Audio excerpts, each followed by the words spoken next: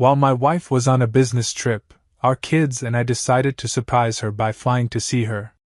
But when we walked into her room, my wife was on the bed with her boss, kissing and cuddling. My son held my hand and what happened next makes them turn pale. We walked out without them noticing and I recorded them in the act. I sent the video to my lawyer, her boss's wife who owns 95% shares of the company. My name's Marcus Hale, I'm 42 years old, and I'm about to tell you the story of how I became the proud owner of the dumbest idea in the history of marriage. But let's rewind a bit, because every disaster story needs proper context, and this one starts on a Thursday morning that felt completely ordinary until it absolutely wasn't. Picture this, me, standing in my kitchen at 7 in the morning, wearing my world's okayest dad t-shirt that my kids got me as a joke 3 Christmases ago, flipping pancakes that were turning out way too crispy because I was distracted by my phone. My wife Lydia had been in Chicago for the past 2 weeks on some big corporate project with her company, and honestly, the house felt weird without her. Not bad weird, just different. Like when you rearrange furniture and keep walking into the coffee table because your muscle memory hasn't caught up yet. My daughter Ruby came bounding down the stairs with the energy of a golden retriever who just discovered tennis balls exist. She's 9 years old, gap-toothed, and has this wild curly hair that refuses to be tamed no matter how many YouTube tutorials I watch. She climbed onto the kitchen stool, swinging her legs back and forth, and hit me with the question that would change everything. "Dad, when's Mommy coming home?" I scraped a pancake off the griddle that looked more like a geography lesson than breakfast. Not sure, kiddo. She's still working on that big project in Chicago. You know how it is, corporate stuff, very important, very boring." Ruby wrinkled her nose in that way kids do when they're processing disappointment but trying not to show it. "But she's been gone forever. I miss her bedtime stories. You do funny voices, but Mom does better sound effects." "Wow, thanks for that crushing review of my parenting skills," I said, sliding the burnt pancake onto a plate. "I'll be sure to work on my explosions and monster growls." That's when my son Eli trudged into the kitchen like a zombie extra from a low-budget horror film. 14 years old, headphones around his neck, phone surgically attached to his hand, and sporting that trademark teenage expression that screams, "I'm too cool to acknowledge that I live here." He grunted something that might have been morning, and collapsed into a chair without making eye contact with either of us, because apparently looking at your family is against some unwritten teenage code I wasn't aware of. "Morning, sunshine," I said, placing a slightly less burnt pancake in front of him. "Your sister was just asking about Mom." Eli grunted again, scrolling through his phone with his thumb moving at speeds that probably violated several laws of physics. I'm pretty sure he could have performed emergency surgery on that screen and not once glanced up at the actual human beings in the room. "Dude, you know eye contact is free, right?" I tried. He shrugged, which in teenage language means literally anything from, "I acknowledge your existence," to, "I'm contemplating the meaninglessness of existence itself," to, "Whatever, old man." Ruby kicked her legs harder. "Can we call Mommy? I want to tell her about my spelling test. I got 100% on Wednesday." "That's awesome, Rubes," I said, genuinely proud. "Yeah, we can try calling her later. She's probably in meetings right now." I glanced at my phone. 7:15 in the morning. Lydia would definitely be up by now, probably sipping her third coffee and reviewing spreadsheets or whatever it is that corporate consultants do before breakfast. I made a mental note to call her during my lunch break. Then, as I was pouring orange juice and trying not to think about how quiet the house had been without Lydia's laugh echoing through it, something clicked in my brain. And by clicked, I mean a spectacularly terrible idea formed with the kind of confidence that only a man who's been married for 17 years and thinks he knows everything could possess. "Hey," I said, probably grinning like an idiot. "Why don't we go surprise Mom in Chicago this weekend?" Ruby's eyes went so wide I thought they might actually pop out of her head like a cartoon character. She gasped with the kind of dramatic flair that suggested she'd just been offered a pet unicorn, a lifetime supply of ice cream, and tickets to meet her favorite pop star all at once. Really? Really? Can we, Dad? Can we actually do that? Eli looked up from his phone for approximately 2 seconds, which was basically the equivalent of a standing ovation in teenage communication. He shrugged and said, "Cool, I guess." My heart swelled with paternal pride. That's teenage for. I love you, Dad, and this idea brings me joy even though I'd rather die than express genuine emotion in front of you. I'm fluent in teenager at this point. It's like learning a foreign language, except the grammar rules change every week and all the vocabulary sounds like grunting. Yeah, why not? I said, already mentally calculating if I could pull this off. We'll fly out Friday, surprise her at her hotel, have a fun weekend in Chicago. Deep dish pizza, Navy Pier, maybe that bean thing everyone takes pictures of.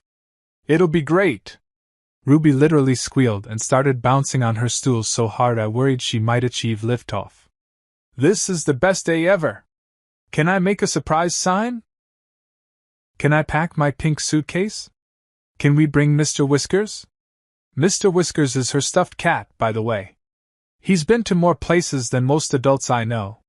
Yes to the sign, yes to the suitcase, and Mr. Whiskers can definitely come, I said, already pulling out my laptop. Eli, you good with this? Another shrug. As long as there's Wi-Fi on the plane. And the hotel. And basically everywhere. My Snap streak can't die, Dad. People depend on me. Right, because your friends absolutely can't survive 48 hours without knowing what you had for lunch, I said, opening a travel website. Got it. Wi-Fi is priority number 1. By noon, I'd accomplished what I thought was a logistical miracle.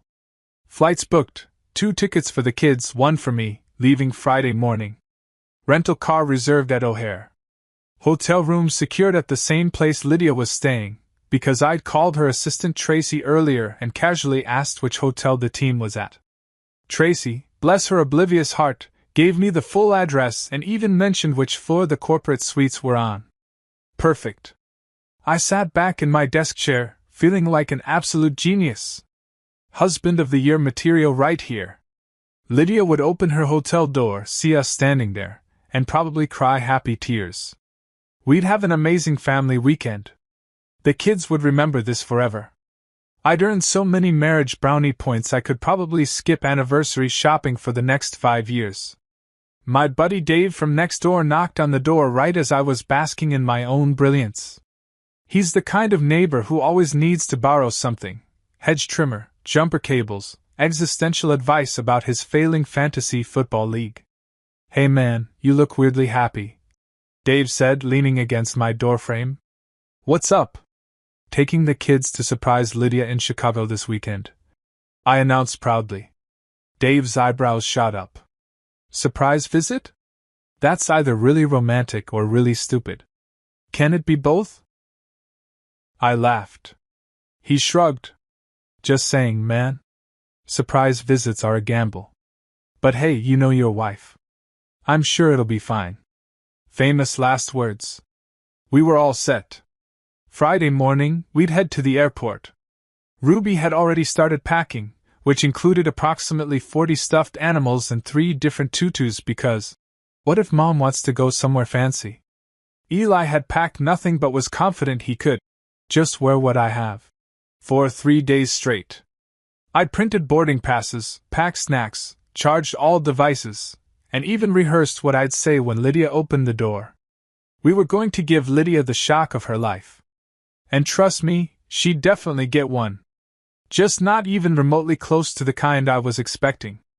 But that Thursday night, as I tucked Ruby into bed and she whispered, "I can't wait to see Mommy's face," I had no idea I was about to walk straight into the kind of surprise that destroys marriages, tanks careers, and becomes the single greatest mistake-turn-victory of my entire life. Sometimes the universe gives you exactly what you need by showing you exactly what you don't. I just didn't know it yet.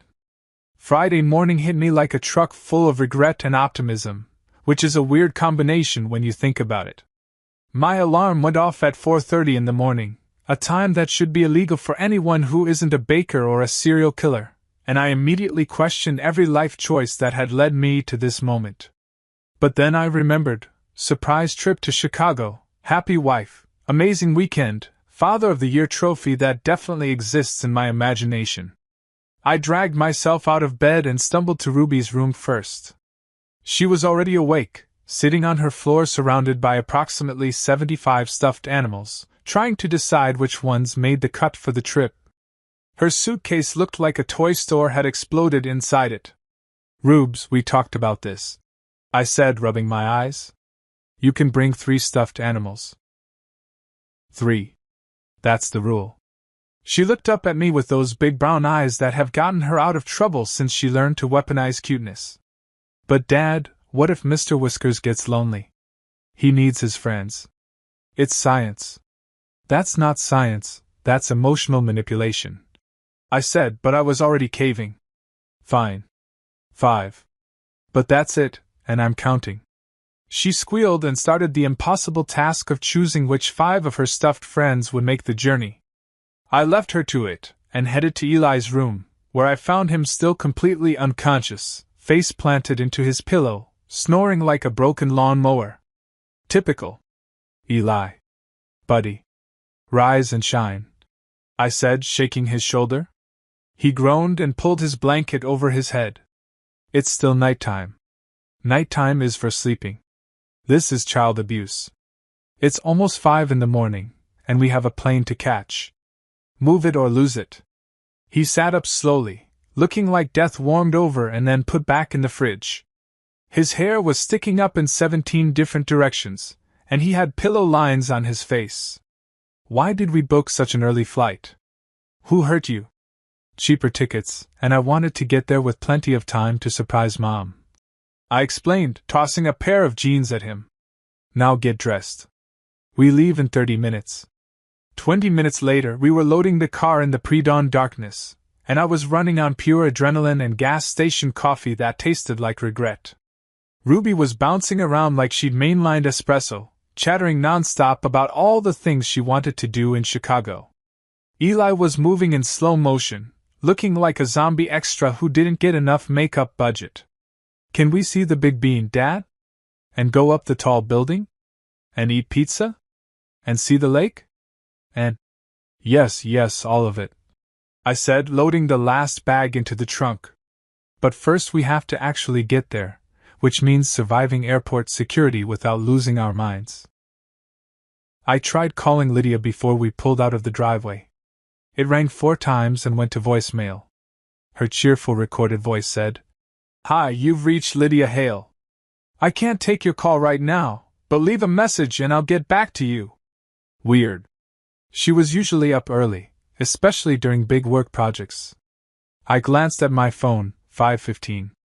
Maybe she was in an early meeting. Or the shower. Or maybe her phone died. Yeah, that was probably it. Probably just busy, I muttered to myself, ignoring the weird little twist in my gut that felt suspiciously like intuition trying to warn me about something. But I'm a dude, and we're professionally trained to ignore our intuition until it's way too late. The drive to the airport was uneventful except for Ruby singing every Disney song ever written and Eli complaining that the car ride was murdering his sleep schedule. We parked in long-term parking, which always feels like abandoning your car in some post-apocalyptic wasteland, and made our way to the terminal. Airport security was its own special kind of hell. Ruby set off the metal detector because she'd hidden a small toy princess in her pocket. For good luck. Eli got randomly selected for additional screening and acted like he was being personally victimized by the TSA, sighing dramatically every 3 seconds. The security guy, whose name tag read Dennis, looked like he'd seen it all and was thoroughly unimpressed by my family's chaos. "Sir, is this your laptop?" Dennis asked, holding up my ancient computer that I'd forgotten to take out of my bag. "Yep, that's mine." "Sorry, first time flying with kids in a while," I lied. We'd flown plenty of times, I was just frazzled. "I can tell," Dennis said in a tone that suggested he deserved a raise. By the time we made it through security, found our gate, and settled into those uncomfortable airport chairs that seem designed to punish the human spine, I was already exhausted, and we hadn't even gotten on the plane yet. I tried calling Lydia again. Voicemail. Again. That weird twist in my gut did a little flip. Dad, can I get a snack? Ruby asked, eyeing a nearby Hudson News like it was Disneyland. Sure, pick something, I said, handing her a $10 bill and watching her skip off with Eli trailing behind her like a sleep-deprived bodyguard. I stared at my phone, fighting the urge to call Lydia a third time. Don't be that guy, Marcus. She's fine. She's working. She's probably in back-to-back meetings. Everything is totally normal. Our flight was called 20 minutes later, and we boarded the plane in that weird shuffle where everyone pretends they have assigned seats, but really we're all just fighting for overhead bin space like civilized animals. We settled into our row, Ruby at the window, me in the middle, because apparently I hate my knees, and Eli on the aisle so he could stretch his abnormally long legs that he'd recently grown and wouldn't shut up about. As the plane taxied down the runway, Ruby pressed her face against the window, watching the ground fall away beneath us. This is so cool! Dad, look! We're flying! We're actually flying! Yes, honey, that's generally what planes do, I said, but I was smiling. Her excitement was contagious. Eli had his headphones on before we even reached cruising altitude, completely checked out from reality. I tried calling Lydia one more time before we had to switch to airplane mode. Voicemail. That gut twist was now doing full gymnastics routines. Once we hit cruising altitude, and the seatbelt sign dinged off, Ruby pulled out a bag of embroidery thread and tiny beads from her backpack. I'm making friendship bracelets for Mommy, she announced proudly. One says best MOM and one says I love you and one says Ruby so she doesn't forget who made them. My heart squeezed. This kid was too pure for this world. That's really sweet, Rubes. Mom's going to love them. The flight attendant came by with her cart, offering drinks and snacks. Ruby got apple juice. Eli took a ginger ale and a bag of peanuts, which he opened, examined with the scrutiny of a food critic, ate one, and then declared, "These taste like poverty." I nearly choked on my coffee. What? Eli, they're airplane peanuts. They all taste like that. Exactly. Poverty. Sadness. The broken dreams of better snacks, he said, dead serious, popping another one in his mouth anyway. The flight attendant, whose name tag read Brenda, was trying not to laugh. Would you like pretzels instead, honey? Pretzels are just poverty in a different shape, but sure, Eli said, taking the pretzels. I looked at Brenda apologetically. I don't know where he gets this from.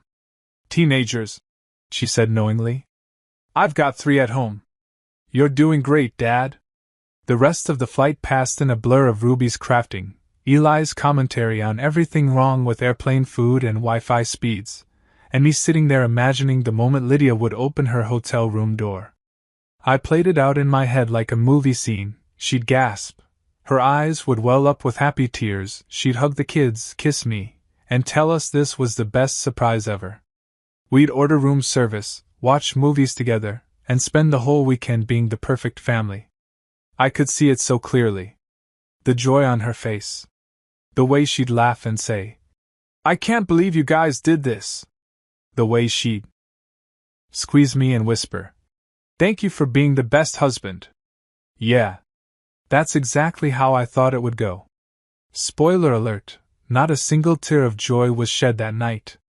But plenty of other kinds of tears would flow, along with careers, bank accounts, and one spectacularly messy marriage. As we descended into Chicago and Ruby pressed her face against the window to watch the city come into view, I felt a surge of confidence. This was going to be perfect. This surprise was going to be legendary. The universe must have been laughing its ass off at me. We landed in Chicago around 6 in the evening, which meant we hit O'Hare International Airport right at the peak of Friday rush hour chaos. If you've never experienced O'Hare during rush hour, imagine a zombie apocalypse except everyone's in business casual and fighting over Starbucks instead of brains. It's every bit as terrifying. Ruby was still vibrating with excitement as we deplaned, clutching her backpack full of friendship bracelets like they were the crown jewels. Eli was complaining that the plane Wi-Fi had been criminally slow, and he'd lost his Snapchat streak with someone named KylieXX420, which was apparently a tragedy on par with natural disasters. "Dude, you'll survive," I said, navigating us through the terminal toward baggage claim. "People existed before Snapchat streaks. I know it's hard to believe, but it's true. Yeah, in like the 1800s when you had to send telegrams and ride horses," Eli shot back. "Different times, Dad.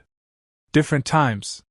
We grabbed our luggage from the carousel. Ruby's pink suitcase covered in unicorn stickers came out first, followed by Eli's black duffel that looked like it had been through a war, and finally my navy blue roller bag that I'd owned since Ruby was born. Then we headed to the rental car shuttle, which was packed with tired travelers who all looked like they'd rather be literally anywhere else. The shuttle driver, a guy who looked about 60 with a thick Chicago accent and a Cubs cap, gave us a once-over. "You folks here for business or pleasure?" "Surprising my wife," I said proudly, like an idiot who had no idea what was coming. "Ah, that's nice," he said. "Surprises are good. Usually." That usually should have been a red flag the size of Texas, but I was too busy wrangling my kids and our luggage to pay attention to cosmic warnings delivered by shuttle drivers. The rental car place was its own special nightmare. The guy behind the counter, whose name tag said Brett, and who looked like he'd given up on life around 10 years ago, typed on his computer with the speed of continental drift. "So you've got a reservation for a mid-sized sedan," Brett said in a monotone that suggested he'd rather be doing literally anything else. "Yep, that's us," I confirmed. "Would you like to upgrade to a full-size for just $20 more per day?" "No thanks, we're good." "Insurance coverage? Roadside assistance? Premium protection package?" "I'm covered through my credit card, so we're all set." Brett looked personally offended that I'd declined his upsell attempts. "Okay. Sign here, and initial here. Keys are in the car. Space B47. Have a nice day." His tone suggested he hoped we'd have anything but a nice day. By the time we loaded into our rental, a silver Toyota Camry that smelled like air freshener and broken dreams, it was almost 7. Traffic out of the airport was a parking lot of misery. Ruby was asking if we were there yet every 45 seconds. Eli was complaining that the car's Bluetooth was trash, and he couldn't stream his music properly. "We literally just got in the car," I said, gripping the steering wheel as some guy in a BMW cut me off without signaling. "Give it like 5 minutes. 5 minutes in traffic is like 5 hours in real time," Eli argued. "Science." "That's not science, that's just you being dramatic." The drive to the hotel took 35 minutes because Chicago traffic apparently subscribes to the philosophy that lanes are suggestions and turn signals are for quitters. I white-knuckled it through downtown, following my GPS while Ruby provided a running commentary on every building we passed, and Eli sulked in the backseat because his music kept cutting out. Finally, we pulled up to the hotel, and I had to take a moment to appreciate just how fancy this place was. The Langston Grand Chicago, because of course Lydia's company would book their executives somewhere that screamed, "We have too much money." The building was all glass and modern architecture, with a covered entrance where a valet in a burgundy uniform immediately approached our rental car like we were royalty. "Good evening, sir. Checking in?" the valet asked, and I could tell he was judging our mid-sized Toyota. Yeah," I said, suddenly feeling very out of place in my jeans and polo shirt. "I'll take care of your vehicle. Just head inside to the front desk." He handed me a ticket, and I herded my kids through the massive revolving doors into the lobby, where my jaw literally dropped. This place didn't just scream luxury, it shouted it through a megaphone while standing on a pile of gold bars. The lobby was like something out of a movie about rich people who have problems that aren't actually problems. A chandelier hung from the ceiling that was so massive and sparkly it could probably be seen from space. The thing had more crystals than a New Age bookstore and looked like it cost more than my house. The floors were polished marble, The kind of marble that's so shiny you can see your reflection and immediately question all your life choices. Leather couches that probably cost $5,000 each were arranged in tasteful clusters. There was even a piano in the corner where some guy in a tuxedo was playing jazz music like this was a fancy movie scene. I looked down at my Walmart sneakers, the ones I'd bought on sale for $29, and suddenly felt like I'd wandered onto the set of a movie I wasn't cast in. Ruby's eyes were huge. "Dad, this place is so fancy. Does Mommy really stay here?" "Apparently her company has good taste," I said, approaching the front desk where a woman who looked like she'd stepped out of a fashion magazine was typing on a computer. She had that perfect professional smile that probably took years to master, friendly but not too friendly, helpful but slightly intimidating. Her name tag read Marissa, and her navy blue suit probably cost more than my car payment. She looked at my Walmart shoes with an expression that I can only describe as polite judgment. "Good evening, welcome to the Langston Grand. How may I help you?" Marissa's voice was smooth and professional, like a customer service robot that had been programmed with just the right amount of humanity. "Hi, yeah," I said, leaning against the marble counter that was cold enough to store meat. "My wife, Lydia Hale, is staying here. We're here to surprise her. It's a whole family thing. These are our kids." I gestured to Ruby, who waved enthusiastically, and Eli, who was on his phone. Marissa's professional smile didn't waver as she typed something into her computer. "Oh, how lovely! Let me just pull up her reservation." Click, click, click went her perfectly manicured nails on the keyboard. "Ah, yes, Mrs. Lydia Hale. Room 1112.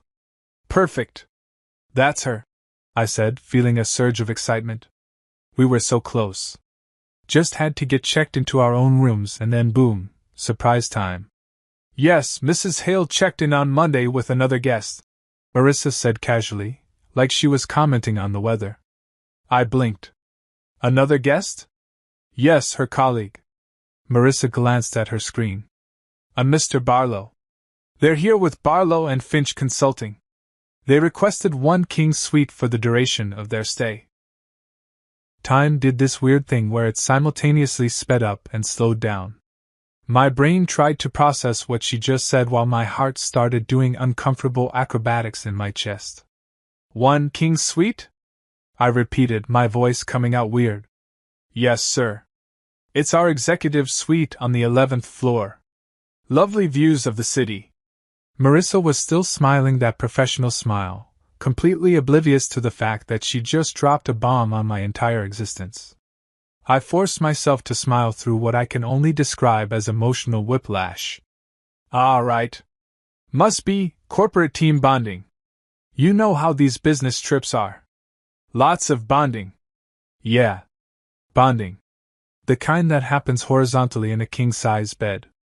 Ruby tugged on my shirt. "Dad, can we go see Mommy now?" "In a minute, sweetheart," I managed, my throat suddenly dry. Marissa, bless her clueless heart, was already pulling up a new screen. "Would you like to book rooms for your stay as well?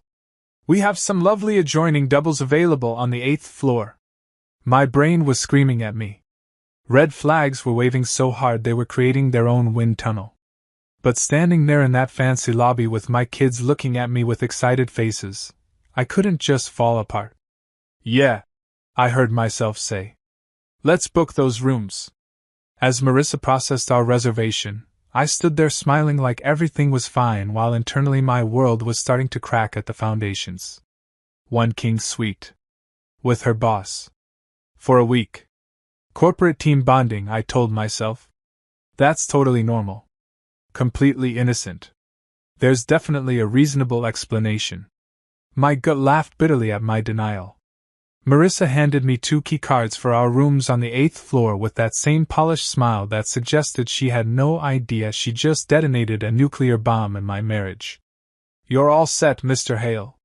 Rooms 814 and 816. They're adjoining, so you can open the connecting door between them. The elevators are just past the piano. Is there anything else I can help you with this evening?" "Nope, we're good.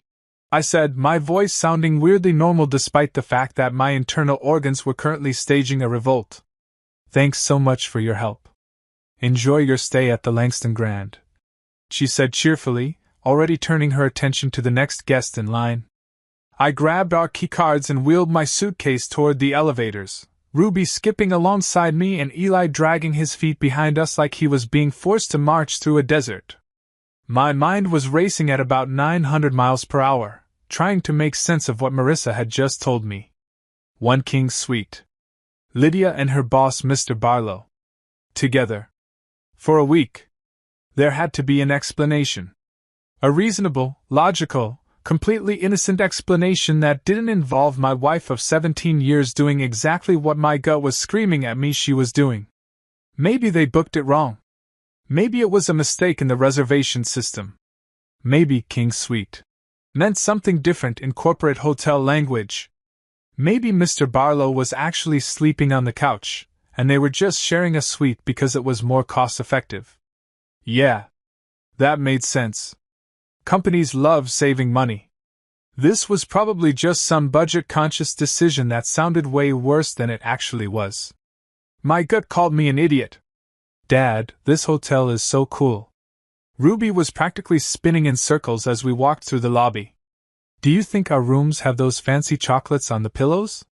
Sophia from school went to a fancy hotel once, and she said they had mints that were shaped like swans. I don't know about swan mints, but I bet there's something nice, I said, pressing the elevator call button with more force than necessary. Eli looked up from his phone for half a second. Are we going to see Mom tonight or tomorrow?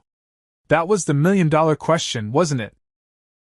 Tonight, I said, watching the elevator numbers descend. We'll drop our stuff in the rooms, and then we'll go surprise her. The elevator dinged and the doors slid open with that smooth, expensive sound that fancy hotel elevators make. We stepped inside, and I pressed the button for the 8th floor. Ruby immediately started making faces at herself in the mirrored walls. Eli leaned against the corner, scrolling through his phone with his thumbs moving at superhuman speed. And me? I stood there watching the floor numbers light up, one by one, while my brain went into full-scale panic mode. What if there wasn't an innocent explanation? What if my gut was right?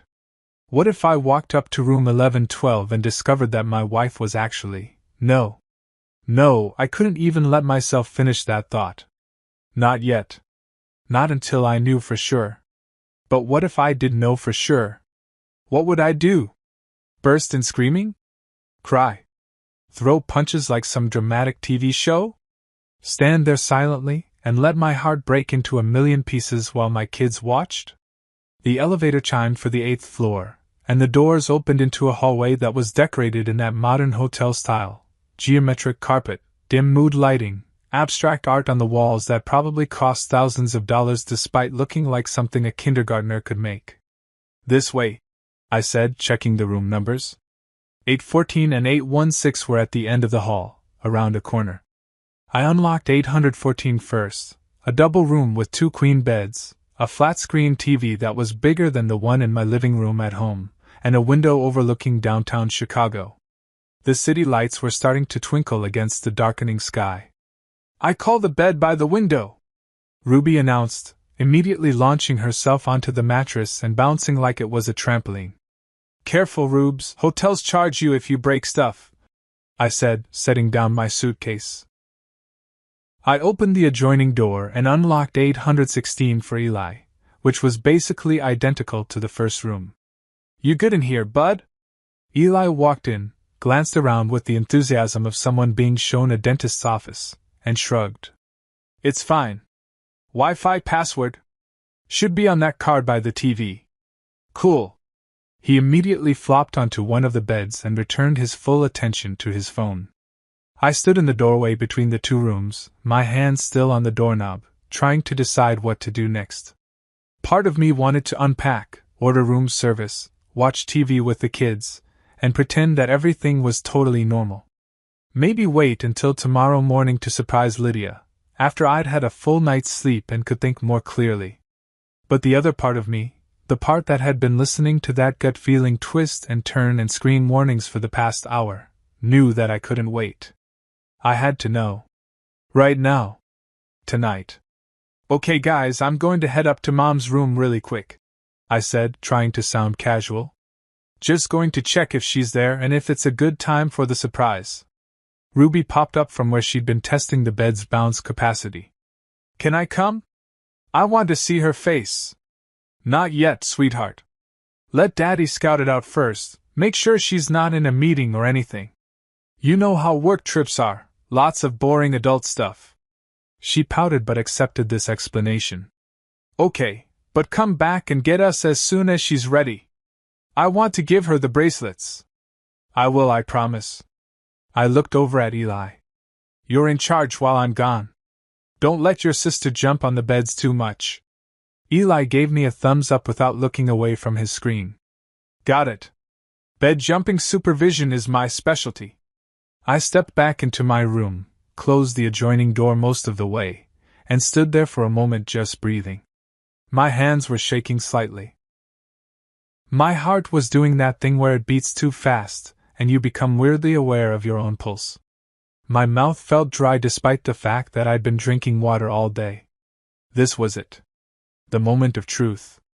I was about to go upstairs to room 1112 and either confirm my worst fears or discover that I was a paranoid idiot who'd worked himself into a panic over nothing. I walked to the regular elevator and pressed the call button.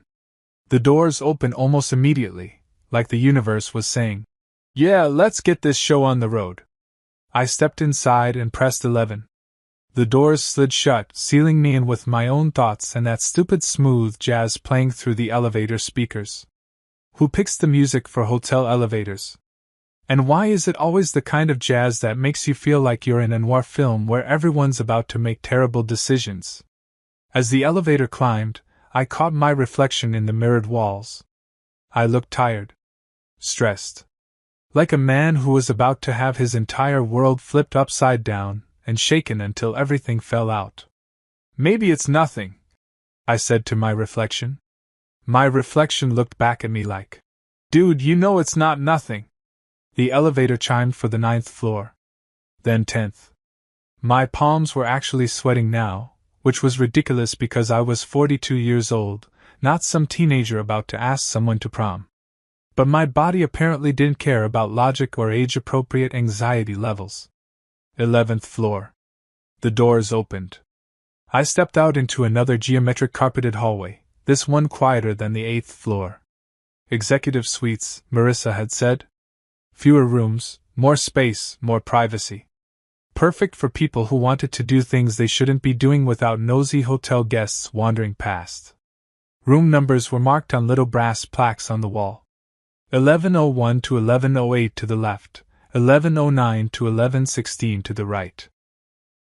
I turned right, my feet moving forward even though every survival instinct I had was screaming at me to turn around, get back in that elevator, go back to my kids, order pizza, and pretend this whole trip had never happened. But I couldn't.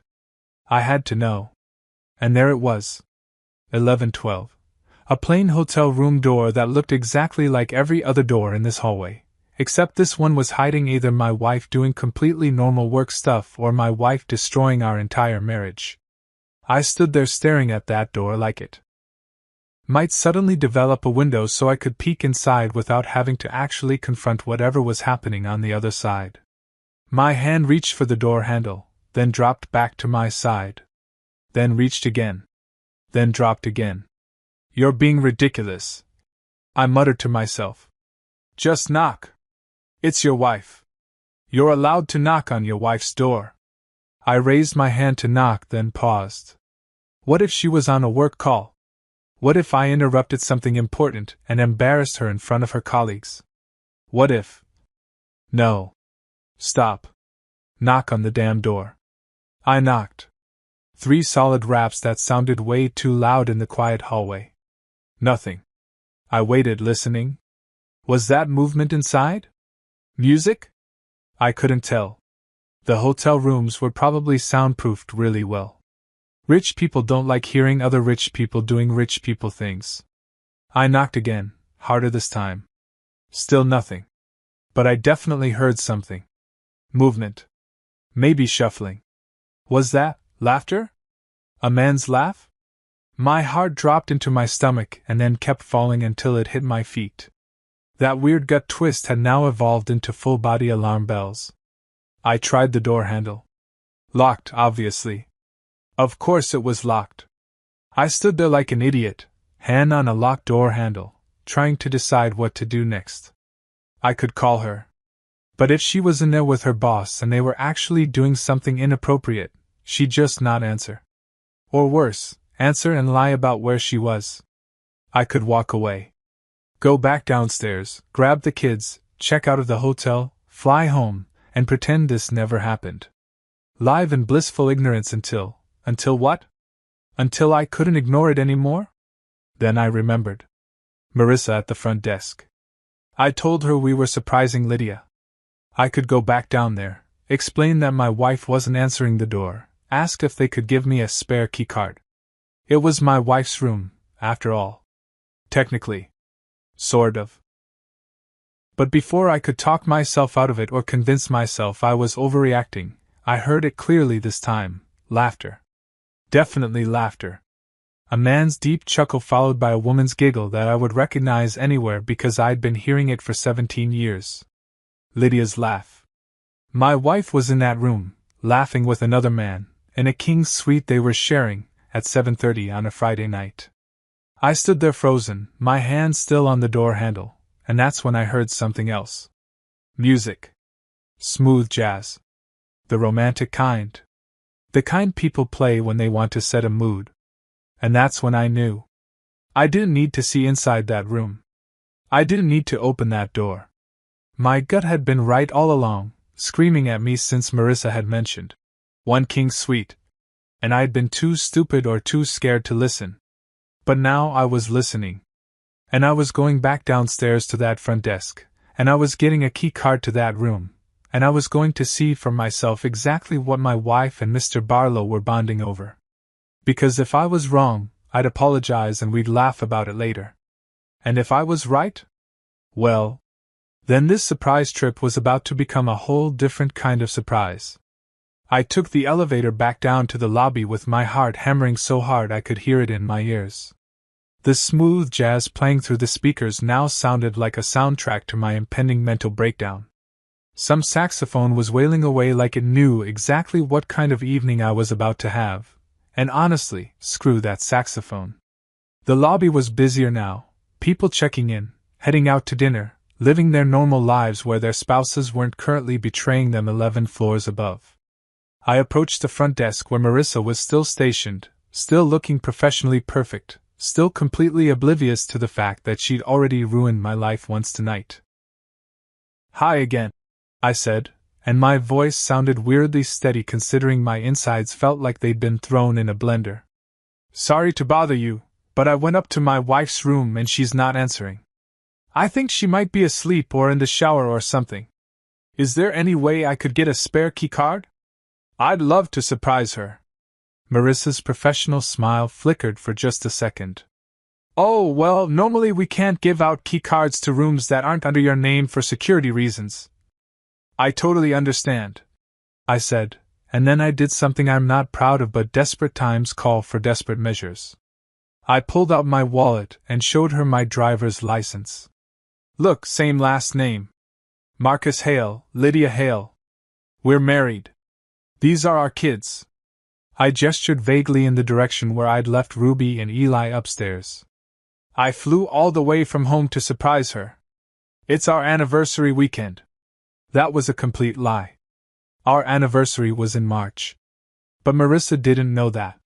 She hesitated, looking at my license, then at her computer screen, then back at me. I could see her doing the mental calculation of whether helping me was worth potentially breaking hotel policy. "Please," I added, and I must have looked pathetic enough because she sighed. "Okay, but just this once. And technically I'm not supposed to do this." She typed something into her computer, swiped a blank key card through the machine, and handed it to me. "Room 1112. I hope your wife loves the surprise." "Oh, she's going to be surprised all right," I said, taking the key card. "Thank you so much. You're a lifesaver." If she only knew. I rode the elevator back up to 11, and this time I didn't hesitate in the hallway. I walked straight to room 1112 with the keycard clutched in my hand like it was a weapon. My brain had gone into this weird autopilot mode where I wasn't really thinking anymore, just moving forward on pure momentum, and what I can only describe as morbid curiosity mixed with rage. I stood outside the door one more time. Last chance to turn back. Last chance to preserve whatever was left of my ignorance and my marriage. Last chance to not see whatever was happening on the other side of this door. I swiped the keycard. The lock clicked green. I pushed the door open just a crack, maybe 6 inches, just enough to see inside without fully entering, and that's when my entire world collapsed into a bad movie scene that I couldn't pause or rewind or walk out of. The suite was fancy, of course. Executive-level fancy. I could see a living area with a couch, a mini bar, floor-to-ceiling windows with a view of the Chicago skyline. Mood lighting that was definitely dimmed for romantic purposes. A bottle of wine on the coffee table. 2 glasses. Smooth jazz playing from a Bluetooth speaker. And there, through the open bedroom doorway, on what was very clearly a king-size bed with high thread count sheets that probably cost more than my car payment, was my wife. Lydia. My wife of 17 years. The woman I'd married in a small ceremony at her parents' backyard. The woman who'd held my hand through 2 difficult pregnancies. The woman who knew I liked my coffee with 2 sugars and always bought the creamer I preferred even though she thought it was too sweet. The woman who'd promised to love me in sickness and health, for better or worse, till death do us part. She was in bed with a man who was definitely not me. Mr. Barlow, I presumed. Her boss. Mid-50s, graying at the temples, wearing an expensive-looking dress shirt that was unbuttoned halfway down. He had his arm around her. They were cuddling. Actually cuddling like some rom-com couple having a perfect evening together. Lydia was wearing a silk robe. Burgundy, which I knew for a fact I'd never seen before, which meant she'd bought it specifically for this trip, and she was laughing at something he just said. Her head was on his shoulder. Her hand was on his chest. They looked comfortable. Familiar. Like this wasn't the first time they'd done this.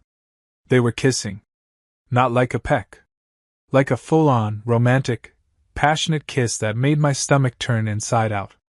She made this little giggle sound that I recognized because that's the sound she used to make when we first started dating, back when everything was new and exciting. It wasn't just betrayal, it was grossly cinematic. Like someone had written a script for husband catches wife cheating, and cast the most cliché actors possible. There was wine. There was jazz music. There was mood lighting. The man even had his dress socks draped over the lamp like some pretentious film school student's idea of romance. His socks. On the lamp. Who does that? What kind of monster puts their socks on the lamp? I stood there frozen in the doorway, staring at this scene that was simultaneously destroying my marriage and offending my basic sense of interior decorating, and I couldn't move. Couldn't breathe. Couldn't think. This was real. This was actually happening. My wife was cheating on me. In a fancy hotel. With her boss. With terrible sock placement. I don't know how long I stood there. Probably only seconds, but it felt like hours. Before I heard a small voice behind me. Dad? I turned around and my heart, which I thought couldn't possibly break any more than it already had, shattered into approximately 10 million more pieces. Eli was standing in the hallway, looking confused. He must have followed me up because he was worried or bored or just being a nosy teenager. His eyes moved from me to the crack in the door, and I saw the exact moment he processed what he was seeing. His face went through about 15 different emotions in 3 seconds. Confusion, realization, shock, hurt, anger. Dad, he said again, quieter this time. Is she? He couldn't finish the sentence. Neither could I. Yeah, buddy. I managed to say, my throat feeling like I'd swallowed broken glass. Yeah, she is. He walked up beside me, And we both stood there looking through that 6-inch crack in the door at the woman who was supposed to be the center of our family, watching her be intimate with someone who wasn't her husband, wasn't the father of her children, wasn't part of our family at all. Eli's voice was small and broken when he spoke. "Is Mom wrestling?" Under any other circumstances, I would have laughed at that. The innocent question of a kid trying to make sense of something his brain couldn't quite process. But right now, standing in this hallway watching my marriage end in real time, I couldn't laugh. "Yeah, buddy," I said, putting my arm around his shoulders. "Emotional wrestling. And it looks like she's losing." He leaned into me slightly, and I felt him squeeze my hand. That small gesture, my teenage son who never showed physical affection, who thought hugs were uncool and emotions were for kids, holding my hand in a hotel hallway while we watched his mother destroy our family, that broke me in a way that seeing Lydia with another man hadn't quite managed. But here's the thing about being broken: sometimes it clears your head. Sometimes it burns away all the confusion and doubt and replaces it with crystal clear purpose. I pulled out my phone with my free hand, careful not to let go of Eli, and I opened the camera. My hands were surprisingly steady. I pressed record. Through the crack in the door, I captured 15 seconds of footage. Lydia and Mr. Barlow kissing. Cuddling. Her laughing at something he said. His hand on her waist. Her hand on his face. The wine glasses. The mood lighting. The stupid socks on the lamp. 15 seconds of evidence that would change everything. I stopped recording and looked at the video. Crystal clear. Well lit. No question about what was happening. It was perfect in the worst possible way. Eli was still standing next to me, still holding my hand, staring at the floor now like he couldn't bear to look at that door anymore. "Come on, bud," I said quietly, backing away from the door and letting it click shut. "Let's go back to the room." "Are you going to tell her we saw?" he asked. "Not yet," I said. "But don't worry. She'll find out soon enough that this little romantic getaway is about to become very, very expensive." We walked back to the elevator in silence. Eli still hadn't let go of my hand. As we rode down to the 8th floor, I looked at the video one more time, and something shifted inside me. I wasn't broken anymore. I was angry. Focused. Determined. I opened my text messages and found my lawyer's number. Richard Chen. We'd used him for our wills a few years back, and I'd kept his contact info. I attached the video and typed out a message. "Richard, it's Marcus Hale. Need to discuss divorce proceedings ASAP. Evidence attached. Also, wife's boss is involved. His wife might want to see this too. Do you happen to know Mrs. Cassandra Barlow?" I hit send. Then we went back to the room where Ruby was still making friendship bracelets for a mother who didn't deserve them. Back in room 814, Ruby was sitting cross-legged on her bed surrounded by what looked like a craft store explosion. Embroidery thread in every color imaginable, little plastic beads scattered across the comforter, and approximately 7 friendship bracelets in various stages of completion. She looked up when we walked in, her face lighting up like Christmas morning. "Did you see Mommy? Is she ready for the surprise?" She bounced excitedly, holding up a bracelet that said Best MOM, in purple and pink beads. I looked at that bracelet. At those carefully chosen beads, at the crooked letters that she'd spent an hour making perfect, at the pure love and excitement radiating from my 9-year-old daughter who had no idea that her mother was currently upstairs ruining our family, and I had to swallow hard before I could speak. "Mommy's busy right now, sweetheart," I said, sitting down on the edge of the bed. My voice sounded weirdly normal, like I was commenting on the weather instead of processing the complete implosion of my marriage. "She's got some work stuff to handle." "But it's nighttime," Ruby protested. "Who works at nighttime?" "Adults with terrible priorities," Eli muttered from the doorway before disappearing into his own room through the adjoining door. Ruby looked confused but accepted this explanation with the blind trust that kids have before life teaches them that adults are actually just tall children who lie better. "Okay. Can we surprise her tomorrow morning then? I want to give her the bracelets at breakfast." Can we get pancakes? This hotel probably has really good pancakes.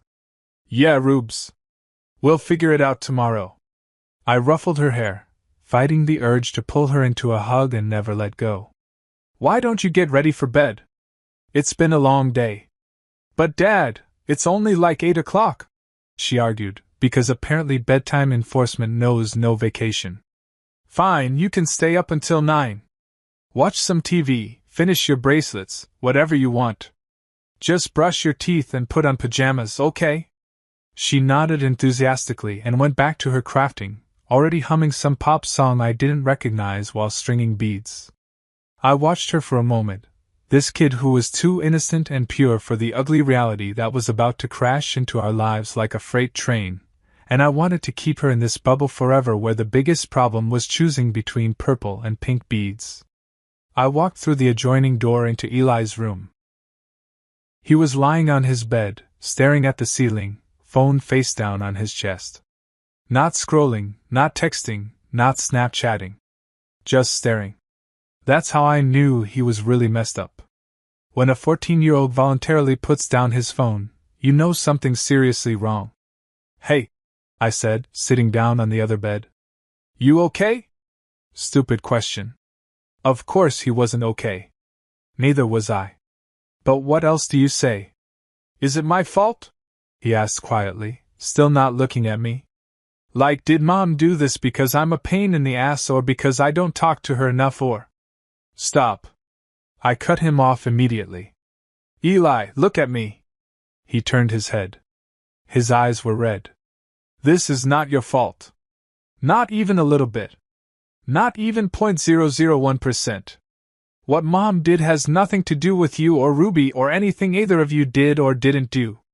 This is on her and her terrible choices. You understand me? He nodded, but I could tell he didn't quite believe it. That's the thing about betrayal. It makes everyone question themselves, even when they did nothing wrong. What are we going to do? He asked. Honestly? I'm still figuring that out, I admitted.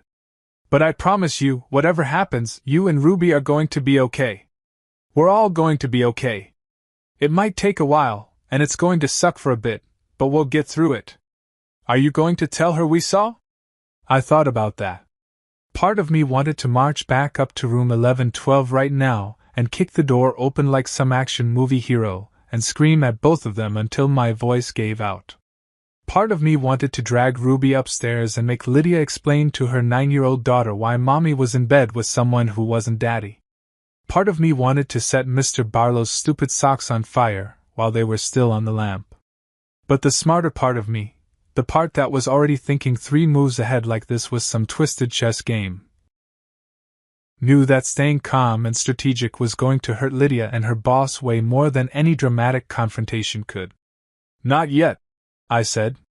But trust me, she's going to find out real soon that her little Chicago adventure just became very, very expensive. My phone buzzed. Text message from Richard Chen, my lawyer. That was fast. I'd only sent him the video like 10 minutes ago. Marcus. Just watched the video. Holy hell. This is pretty clear-cut evidence of adultery. In a divorce case, this could work heavily in your favor, especially regarding custody and asset division. Also, and this is interesting, I do know Cassandra Barlow. Professionally. We've worked on some business contracts together. She owns 95% of Barlow and Finch Consulting. Her husband is essentially an employee with a fancy title. If she finds out about this, Barlow's career is over. Should I reach out to her? I stared at that text for a solid 30 seconds. Cassandra Barlow owned 95% of the company. The company where Lydia worked. The company that was currently paying for this romantic king's suite getaway. I texted back. Yes. Send her the video. She deserves to know what her husband's doing in hotels on her dime. Richard responded immediately. On it. She's going to be furious. This is going to get messy. Can you meet tomorrow to discuss strategy? Say 10 a.m. at the coffee shop across from the hotel? I'll be there. One more thing, don't confront your wife yet. Let me handle the legal side first. Document everything, but don't engage. I know it's hard, but trust me. No problem. I'm keeping my distance. I set my phone down and leaned back against the headboard. Eli was watching me carefully. What did your lawyer say? He asked. He said we're going to be fine. I told him. And that Mom's boss is about to have a really, really bad day. My phone buzzed again. Unknown number this time. Mr. Hale, this is Cassandra Barlow. Richardson just sent me your video. I've watched it 3 times. Each viewing makes me angrier. I need to meet you tomorrow morning. 9 a.m. The Intelligentsia Coffee on Randolph Street.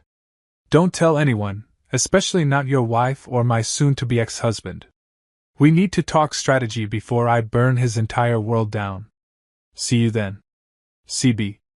I showed the text to Eli, whose eyes went wide. Dude, his wife sounds terrifying, he said. Good, I replied. Lydia's about to learn that you don't mess with other people's marriages without consequences. And Mr. Barlow's about to learn that you definitely don't cheat on a woman who owns 95% of your company. I texted Cassandra back. I'll be there. Looking forward to it. Then I texted Richard. Cassandra wants to meet at 9. You still good for 10? Perfect. I'll come by after your meeting with her. This is going to be one hell of a weekend. Sorry you're going through this, but legally speaking, you're in a strong position. Hang in there. I looked over at Eli, who was processing everything with that intense teenage expression that's half confusion, half trying to be mature about it. What are you going to tell Ruby? He asked. Nothing yet, I said. She doesn't need to know the details. As far as she's concerned, we're having a nice weekend in Chicago and Mom's busy with work. We'll figure out the rest later. She's going to be really sad. I know. My throat got tight. But we'll help her through it. That's what families do. Even broken ones? Especially broken ones. We sat there in silence for a minute, just being sad together, and honestly that was more bonding than any surprise trip could have ever accomplished. Sometimes the worst moments bring people closer than the best ones ever could. Ruby's voice came through the adjoining door. Daddy, can we order room service? I want French fries. I looked at Eli. French fries sound good to you. Yeah, he said. And maybe a burger. Emotional trauma makes me hungry. That's the spirit, I said, grabbing the room service menu from the desk. Let's order enough food to feed a small army. Tonight we eat our feelings. Tomorrow we watch careers burn. I walked back into Ruby's room, where she'd finished another bracelet and was testing it on her wrist. She smiled up at me, completely oblivious to the nuclear bomb that was about to detonate in our family. Did you decide about breakfast with Mommy? She asked. I smiled, even though it hurt. Sweetheart, I have a feeling Mommy's going to be too busy for breakfast tomorrow. She's got some very important meetings coming up. The kind that change your whole life. Oh, Ruby said, disappointed but accepting. Well, can we still get pancakes without her? Absolutely, I said. Best pancakes in Chicago, just you, me, and Eli. It'll be perfect. And it would be. Because while Lydia was upstairs making the worst decisions of her life, I was down here with our kids, ordering room service, and setting up dominoes that were about to fall in spectacular fashion. My phone buzzed one more time. Cassandra Barlow again. By the way, I'm filing for divorce Monday morning. I'm also terminating my husband's employment. Effective immediately. Your wife will be let go as well for violation of company ethics policy. Thank you for the evidence. You did me a favor. Sleep well, Mr. Hale. Tomorrow we make them regret everything. I smiled for real this time. Oh, I'll sleep just fine, Mrs. Barlow. I texted back. Sweet dreams. I barely slept that night. Every time I closed my eyes, I saw that stupid burgundy robe and those socks on the lamp, and my brain would jolt me awake like it was trying to protect me from nightmares that had already come true. Around 3 in the morning, I gave up on sleep entirely and just lay there staring at the ceiling, listening to Ruby's soft snoring from the other bed and mentally preparing myself for my 9 o'clock meeting with Cassandra Barlow. By 8:15, I was showered, dressed, and drinking the world's saddest hotel room coffee from one of those tiny pots that makes approximately 3 sips of coffee-flavored disappointment. Ruby was still asleep, curled up with Mr. Whiskers and about 4 other stuffed animals. Eli was awake in his room. I could hear him moving around. But he hadn't come through the adjoining door yet, which meant he was probably dealing with his own emotional crisis in typical teenage fashion, silently and alone. I knocked softly on his door. "Hey bud, I'm heading out for a meeting. You good to watch Ruby for an hour?" The door opened.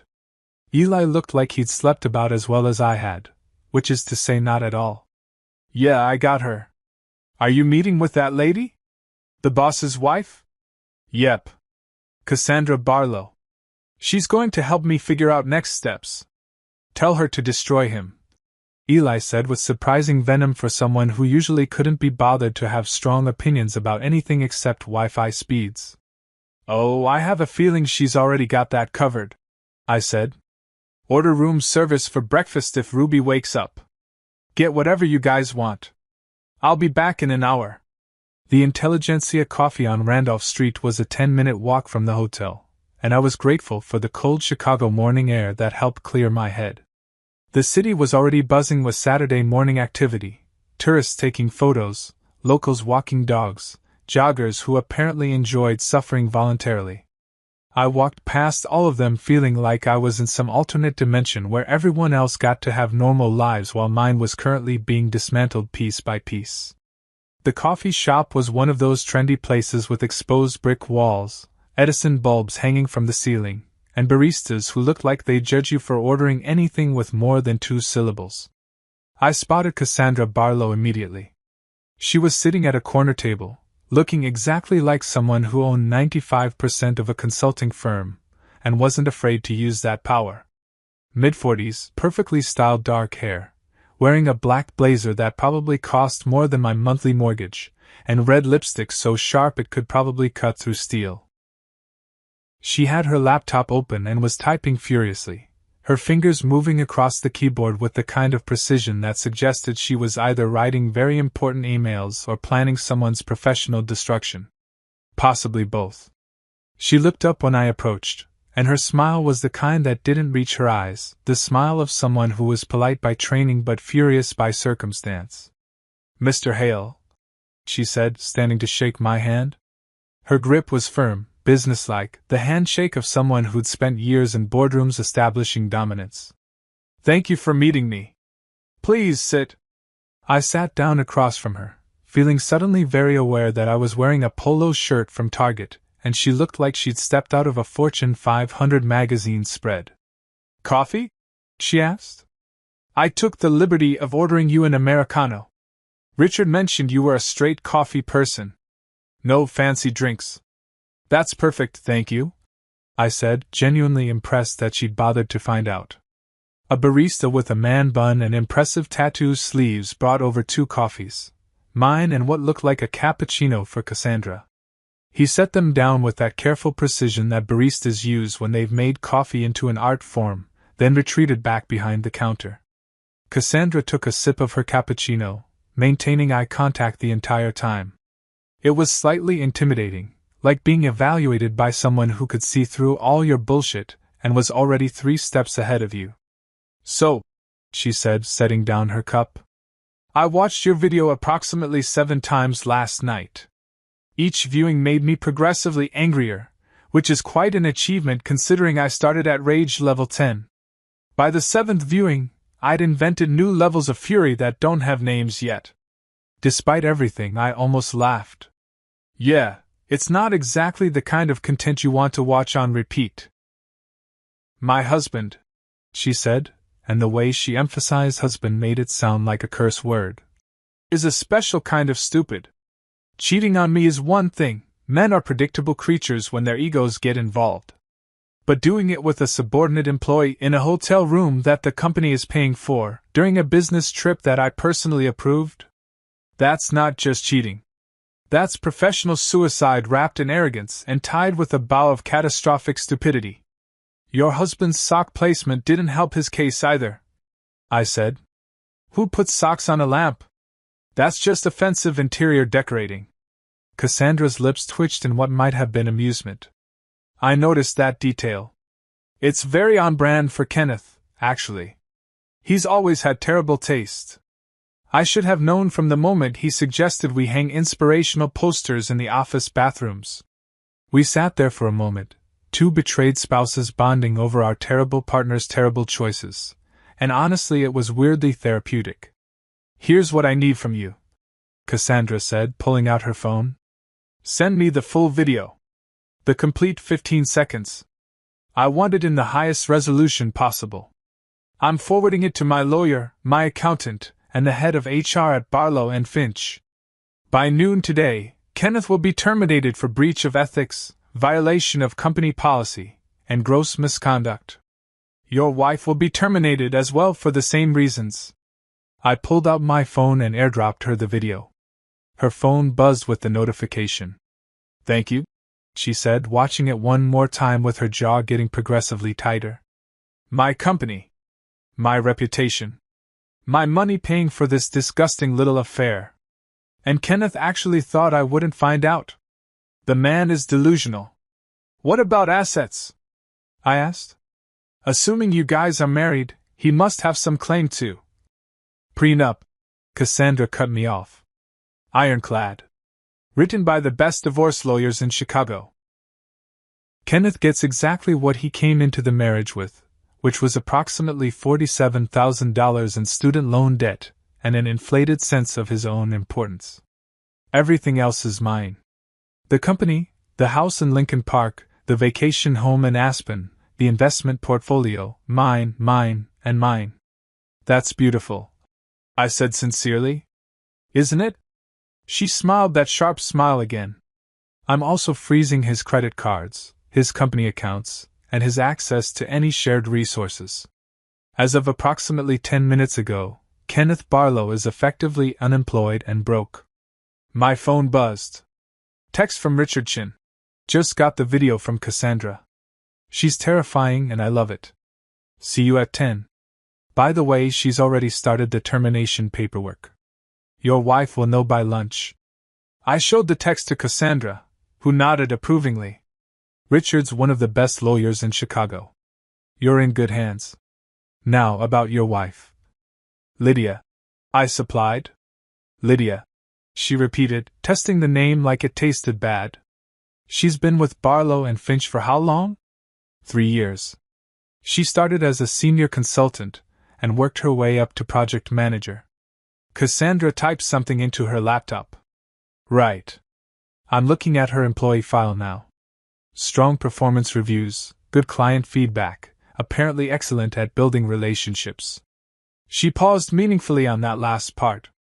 Unfortunately, building relationships with married executives is a violation of our ethics policy, specifically Section 4.2, which prohibits romantic or sexual relationships between supervisors and their direct reports. It's grounds for immediate termination without severance. So she gets nothing? Correct. No severance package, no references, no exit benefits. Just a termination letter in her company email and a notation in her file that she was let go for ethical violations. That tends to make finding new employment rather difficult in the consulting world. I should have felt bad about that. Should have felt some sympathy for the woman I'd been married to for 17 years, the mother of my children, watching her career implode. But honestly, I felt nothing except a grim satisfaction that her choices were finally catching up to her. Oh, don't thank me, I said when Cassandra started to speak. Just make sure Lydia updates her LinkedIn soon. She's going to need a new job description. Cassandra actually laughed at that, a real laugh, not the polite corporate one. I like you, Marcus. You're handling this with remarkable composure. Most men would be crying or breaking things or trying to fight my husband in a parking lot. Trust me, the night's still young, I said. But I've got 2 kids who need me to keep it together, and falling apart isn't going to help anyone. Besides, watching you dismantle both of their careers is way more satisfying than anything I could do." She raised her cappuccino cup. To revenge served cold and professionally. I clinked my Americano against it. "And to terrible spouses who are about to have very bad days." 2 hours later, after my meeting with Richard Chen, who walked me through divorce proceedings, custody arrangements, and asset division, Cassandra's promised email bomb detonated across Barlow and Finch Consulting's entire staff. My phone buzzed with a forwarded email from Richard. Subject line: Important personnel changes. The email was from Cassandra herself, sent to every employee. Effective immediately, Kenneth Barlow and Lydia Hale have been terminated from Barlow and Finch Consulting for violations of Company Ethics Policy Section 4.2. Any questions should be directed to HR. Professional conduct is not optional at this firm. Short. Professional. Absolutely devastating. I imagined Lydia opening that email in her fancy king's suite, probably still in that burgundy robe, maybe having breakfast with Kenneth while they congratulated themselves on how clever they were. Reading those words, realizing that her career, her reputation, and her income had just evaporated because she couldn't keep her hands to herself. My phone started ringing. "Lydia." I declined the call. It rang again. Declined. Text message: "Marcus, what did you do?" I didn't respond. Another text: "Call me right now." Nope. And another: "This is your fault." I finally replied: "Actually, pretty sure sleeping with your married boss is your fault. I just made sure the right people found out. Have a great weekend." Smiling face with smiling eyes. Then I blocked her number and went back to the hotel, where my kids were waiting. "How'd it go?" Eli asked when I walked in. "Your mom just got fired," I said. "So did her boss. Want to go get deep dish pizza?" Ruby looked up from her coloring book. "Can we see the big bean?" "Absolutely," I said. "And Navy Pier. And whatever else you want. Today we're tourists." Because nothing says emotional recovery quite like deep dish pizza and a Ferris wheel. The rest of Saturday was actually pretty great, which felt weird considering my marriage was actively imploding somewhere 11 floors above us. But I'd made a decision that morning. I wasn't going to let Lydia's catastrophic life choices ruin this weekend for my kids. They deserved better than watching their dad spiral into depression while their mom dealt with the consequences of her actions. So we went full tourist mode. We hit Millennium Park and took approximately 400 photos of Ruby making faces at Cloud Gate, the giant reflective bean sculpture that's basically Chicago's version of asking, "You seeing this shit?" We rode the Ferris wheel at Navy Pier, where Eli actually put down his phone for 10 whole minutes to enjoy the view. We ate deep dish pizza at Lou Malnati's that was so good I momentarily forgot that my wife was a cheater, and my life was falling apart. Ruby was having the time of her life, completely oblivious to the drama. She collected postcards from every tourist shop we passed, bought a stuffed animal of the Chicago flag from a street vendor, and insisted on getting matching "I Heart Chicago" t-shirts for everyone, including Mommy when we see her later. That one hurt, but I bought the shirt anyway. Eli was quieter than usual, but every so often he'd catch my eye and give me this little nod that said, "I got you, Dad." Kid was being mature beyond his years, which made me both proud and sad because 14-year-olds shouldn't have to be the emotional support system for their parents. My phone had been going absolutely nuclear all day. I'd put it on silent after that exchange with Lydia, but I could see the notifications piling up every time I checked the time. By the time we got back to the hotel around 6 in the evening, I had 47 missed calls from Lydia. 23 missed calls from a number I didn't recognize, probably Barlow. 8 missed calls from Lydia's mother, Patricia, who I called Hurricane Patricia, behind her back because she had the uncanny ability to make every situation more dramatic. 67 text messages. 12 voicemails. It was like Christmas morning, except instead of presents it was desperate people realizing their actions had consequences. We got back to our rooms and Ruby immediately collapsed on her bed with her new stuffed Chicago flag. That was the best day ever! Can we go to the aquarium tomorrow? Sure thing, kiddo, I said, even though I had no idea if we'd still be in Chicago tomorrow or if we'd be flying home to deal with the nuclear fallout of the past 24 hours. I'm gonna call Mommy and tell her about the bean, Ruby announced, reaching for the hotel phone. Actually, sweetheart, let's wait on that, I said quickly. Mom's probably still in her meetings. We don't want to interrupt important work stuff. Ruby pouted but accepted this. Fine. Can I order room service again? I want chicken fingers. Go nuts, I said. Order enough for Eli too. I'm going to step into his room for a minute. I walked through the adjoining door and found Eli sitting on his bed, staring at his phone with an expression that suggested he'd just seen something disturbing. What's up? I asked, sitting down next to him. He turned his phone to show me. It was a screenshot from someone's Instagram story, one of Lydia's coworkers apparently, showing the email from Cassandra Barlow about the terminations. Someone had added commentary. "Why corporate drama is wild today, popcorn.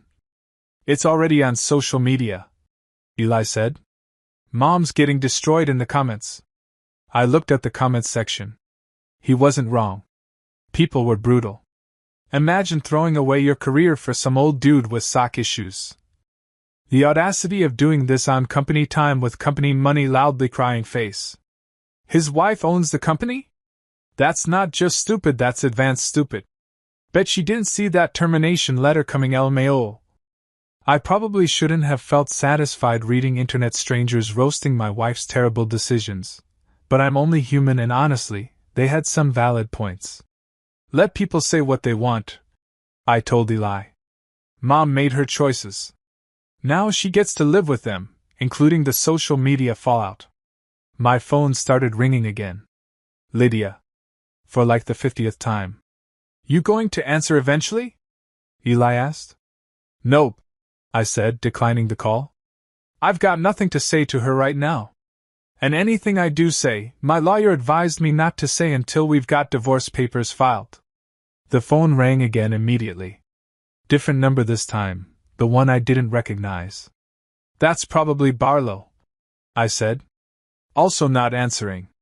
What do you think he wants? Probably to yell at me for ruining his life, which is hilarious considering he ruined it himself. Or maybe to beg me not to show his wife the video, which is also hilarious because I already did. Either way, not my problem. The phone stopped ringing and immediately a voicemail notification popped up. Against my better judgment, I put it on speaker so Eli could hear. Mr. Hale, this is Kenneth Barlow. I think there's been a terrible misunderstanding. If we could just talk man to man, I'm sure we could work this out. What happened between Lydia and me? It's complicated. These things happen. We're both adults here. I'm sure we can come to some kind of arrangement that doesn't have to involve lawyers or... I deleted the voicemail before he could finish. These things happen? Eli repeated incredulously. Dude just tried to normalize cheating like it's a weather pattern. Yeah, Kenneth's not great at reading the room, I said. Which explains the socks on the lamp. My phone buzzed with a text. Lydia's mother this time. Marcus, I don't know what's going on, but Lydia is hysterical. She says you've destroyed her career and her life. Call me immediately. This family needs to discuss this situation like adults. Patricia. I showed it to Eli, who snorted. Grandma's going to take Mom's side, isn't she? Oh, absolutely, I confirmed. Hurricane Patricia specializes in defending Lydia no matter what she does. I could have video evidence of her robbing a bank and Patricia would be like, well, Marcus, you probably weren't meeting her emotional needs, so really the bank robbery is your fault. Are you going to respond? Nope. Patricia can wait too. Everyone can wait. I'm on vacation with my kids. Another text came through. Lydia again, from a different number. Probably borrowed someone's phone since I'd blocked her original number. You destroyed my life. I stared at that text for a long moment. The audacity. The absolute nerve of this woman to blame me for the consequences of her own actions. I showed it to Eli, What should I say? He thought about it, his teenage brain clearly working through the SAS possibilities. Tell her she destroyed her own life. You just gave it better camera angles. I laughed, a real, genuine laugh that felt good after the past 24 hours of emotional torture. That's actually perfect. I typed back. Nah, you filmed it yourself. I just added a wider audience. Hope Kenneth's worth it. Enjoy unemployment. Thumbs up. Then I blocked that number too. Dad, that's cold, Eli said, but he was grinning. Sometimes cold is appropriate, I replied. Your mom made choices. Adult choices. Now she gets adult consequences. That's how life works. My phone rang again. Patricia. I declined it and texted back. Patricia, Lydia is an adult who made adult decisions. I'm not discussing this with you. If she wants to talk, she can hire a lawyer and we'll talk through them. Otherwise, enjoy your weekend. Patricia responded in approximately 3 seconds. How dare you speak to me that way? I raised that girl. She would never do anything to deserve this kind of treatment. You've always been controlling and now you're being vindictive. I showed Eli the text. See? Exactly as predicted. Somehow this is all my fault for being controlling when I caught my wife in bed with another man. Grandma's kind of delusional, huh? It's a family trait, apparently. I didn't respond to Patricia. There was no point. She'd already decided I was the villain in this story, and nothing I said would change her mind. Some people are so invested in their narrative that evidence becomes irrelevant. Ruby's voice came through the adjoining door. Dad! The room service guy is here. Coming! I called back, grateful for the interruption. We spent the evening eating chicken fingers and watching some animated movie that Ruby picked. My phone continued its seizure of notifications, but I ignored all of it. Lydia Barlow, Patricia, they could all wait. They could all scream into the void for all I cared. Around 9 o'clock, Ruby fell asleep mid-movie, still clutching her Chicago flag stuffed animal. I carried her to her bed and tucked her in, brushing her curly hair out of her face. She looked so peaceful, so innocent, completely untouched by the chaos that was about to reshape our family. We're going to protect her from as much of this as possible, I said quietly to Eli, who'd followed me into the room. Yeah, he agreed. She doesn't need to know all the details. You shouldn't have had to see what you saw either, I told him. I'm sorry you had to be there for that. He shrugged, trying to play it cool, but I could see the hurt in his eyes. It's not your fault, Dad. Mom's the one who should be sorry. She should be. Doesn't mean she will be. We stood there for a moment, watching Ruby sleep, both of us thinking about how much was about to change and how little we could do to stop it. My phone buzzed one more time. Another text from another unknown number. Lydia was really working through her contact list.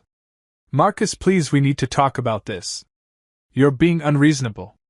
What happened with Kenneth was a mistake. Can't we work through this? Think about the kids. I read it out loud to Eli, who made a disgusted noise. Think about the kids? He repeated. Maybe she should have thought about us before she got in bed with her boss. Exactly. I typed back. I am thinking about the kids. That's why I'm documenting everything for the custody hearing. Have a great night, Lydia. Try not to cheat on anyone else this weekend. Oh wait, you can't, you're unemployed now. Eli high-fived me. I blocked that number too and finally turned my phone completely off. Tomorrow, I said, we're going to the aquarium. We're going to look at fish. We're going to eat overpriced hot dogs. We're going to be a family, just the three of us. And Lydia can figure out her own mess. Best dad ever, Eli said, and I nearly cried. We went to the aquarium like I'd promised. Ruby pressed her face against every glass tank, narrating the lives of fish like she was David Attenborough's successor. Eli took approximately 300 photos of the beluga whales for his Instagram because apparently marine life was aesthetic now. I ate a $7 hot dog and didn't think about my imploding marriage for almost 4 whole hours. We flew home Monday afternoon. Ruby fell asleep on the plane clutching her Chicago souvenirs. Eli spent the flight listening to music and pretending he wasn't emotionally exhausted.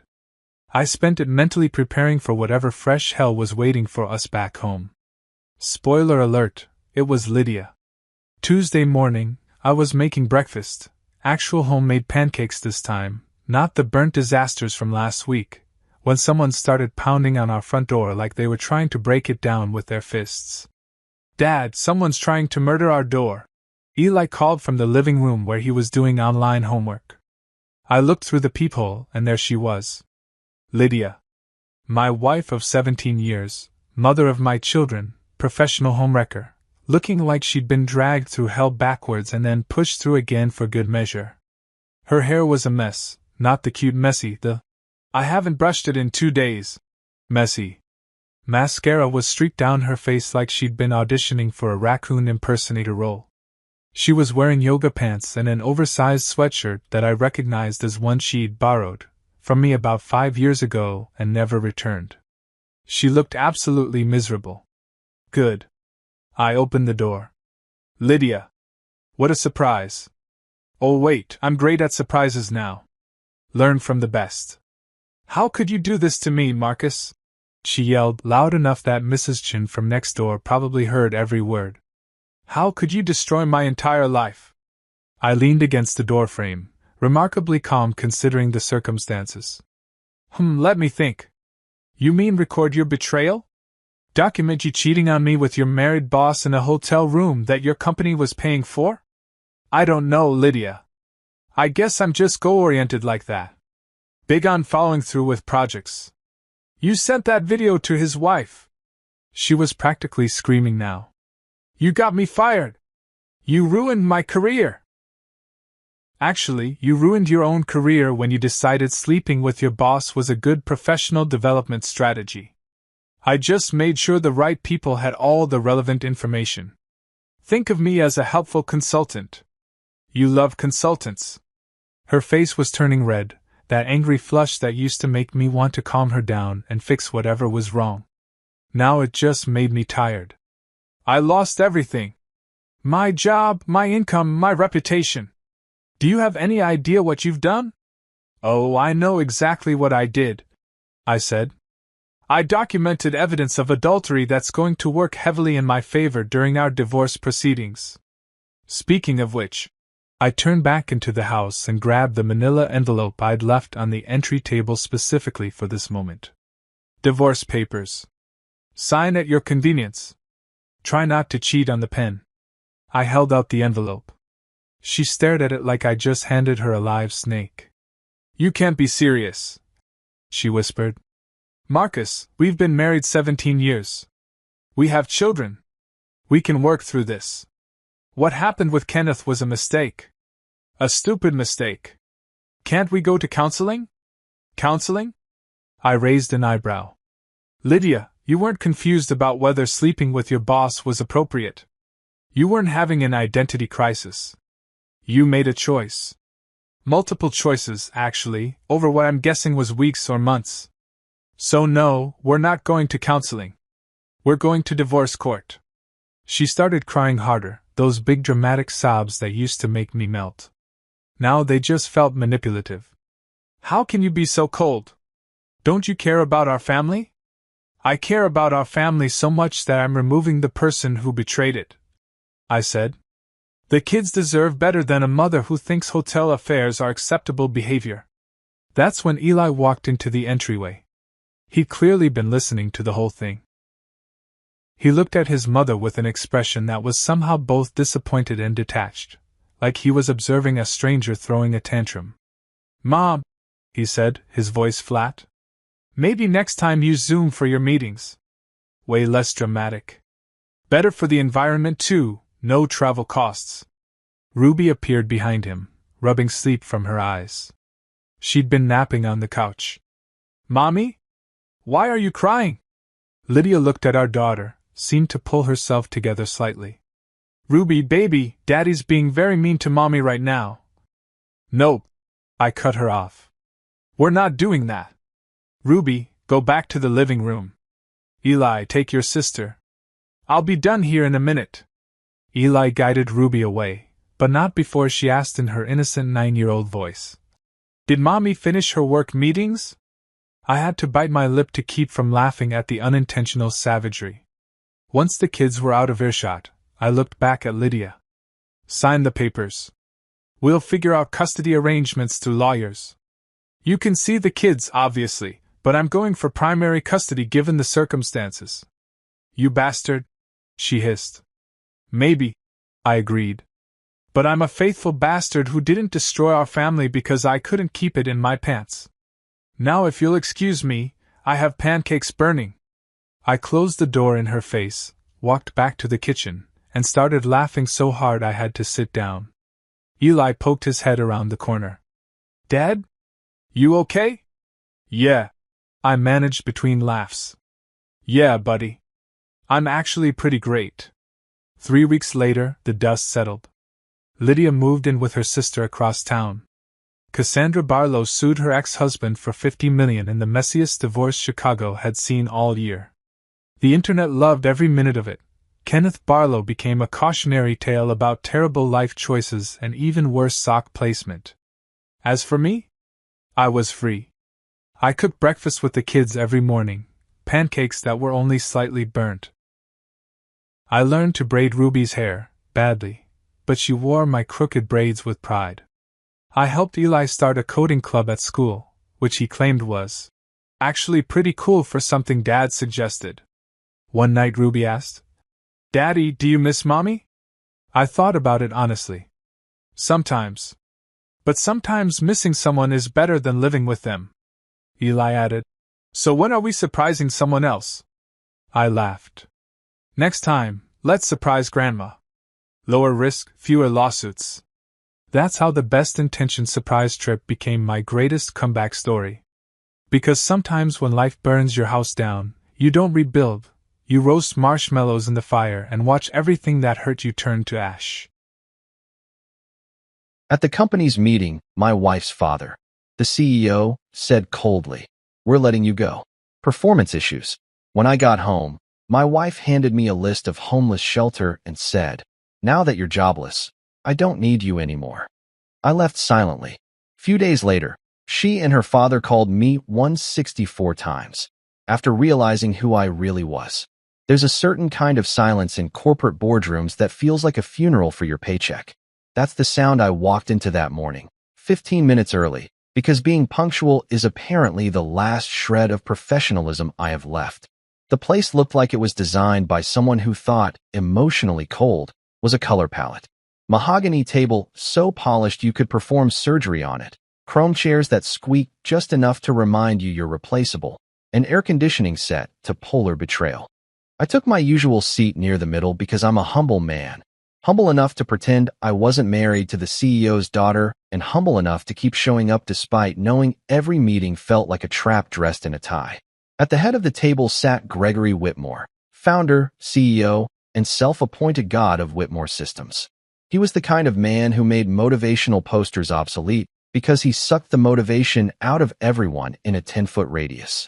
Next to him sat Tracy from HR, whose personality was somewhere between a beige wall and a dial-up tone, and 2 board members who looked like they'd rather fake their own deaths than attend another one of these. I sat down, nodded politely, and waited for the inevitable. Evan, Gregory started, his voice smoother than a tax audit. Thank you for joining us. Oh, it's my pleasure, Greg. I love being ambushed before breakfast. He shuffled some papers dramatically, probably for effect since men like him think rustling paper equals authority, and gave me a smile so forced it might have needed physical therapy afterward. We've reviewed your department's performance, he continued, and unfortunately, the results aren't meeting expectations. Now, for context, my department's results were responsible for saving this company from 3 cyber attacks, optimizing their system efficiency by 41%, and boosting their annual report credibility enough to keep Gregory's yacht dreams alive. But sure, performance issues. I resisted the urge to laugh because HR was there, and Tracy documents joy as a disciplinary concern. Performance issues? I repeated, keeping my voice calm, though internally I was performing stand-up comedy in my head. That's interesting, Considering last quarter's numbers beat projections by, what was it? A mile and a half. Gregory gave me that corporate smirk, the kind rich men practice in the mirror when they know they've already won. This isn't personal, Evan. It's business. The universal line people use right before they stab you with a smile. He slid an envelope toward me like it contained anthrax. Your termination letter. Effective immediately. He even had the nerve to use my full name on the top line, Mr. Evan Rivers, like he was addressing a defendant. Security will escort you out after you clear your desk. Now, here's the thing about being married to your boss's daughter. You know when he's bluffing, because the man's ego can't resist performing. He expected me to argue, to beg, to maybe grovel a little. Maybe pull the "I'm your son-in-law" card. Instead, I smiled. Not the polite kind, the slow, unsettling one that makes people check if their wallets are still there. No need, I said, standing up. I remember the way out. It's right past the people I made rich. Tracy blinked. One of the board members coughed into his tie to hide a laugh. Gregory froze for a second, like someone had glitched his software. I took the letter, tucked it neatly into my briefcase like it was an invitation to my own liberation, and buttoned my jacket. As I headed for the door, I caught my reflection in the glass, calm, collected, but with that twitch of disbelief you get when you realize the people you helped climb the ladder are now kicking it away. Gregory said something as I reached for the handle, something like, "You'll regret this," but it came out muffled, drowned under the weight of his own arrogance. Walking out, the office looked different, like I'd been watching it under a filter and someone finally turned it off. The interns avoided eye contact. The receptionist gave me that, "I wish I could hug you, but HR has cameras" look. My ID badge felt heavier than usual, symbolic, maybe, or just irony's way of saying hello. I dropped the badge into the security tray and walked through the revolving door like a man exiting a cult. The cold air hit me like freedom wearing cologne. I half expected someone to run after me shouting, "Just kidding." But no, silence. Pure, uncut silence. The kind that says, "You're finally out, man." On the way to the parking lot, I thought about how surreal it all felt. Fired by my father-in-law for performance issues. This is the same man who once told me I was the future of Whitmore Systems. I guess the future got too smart for comfort. Maybe he thought getting rid of me would tighten his control. Newsflash. It just loosened my leash. By the time I got into my car, a black 2018 Tesla that Alyssa always said made me look like I was compensating for something, I was oddly calm. No screaming, no cursing, no dramatic soundtracks swelling in the background. Just a quiet hum of realization.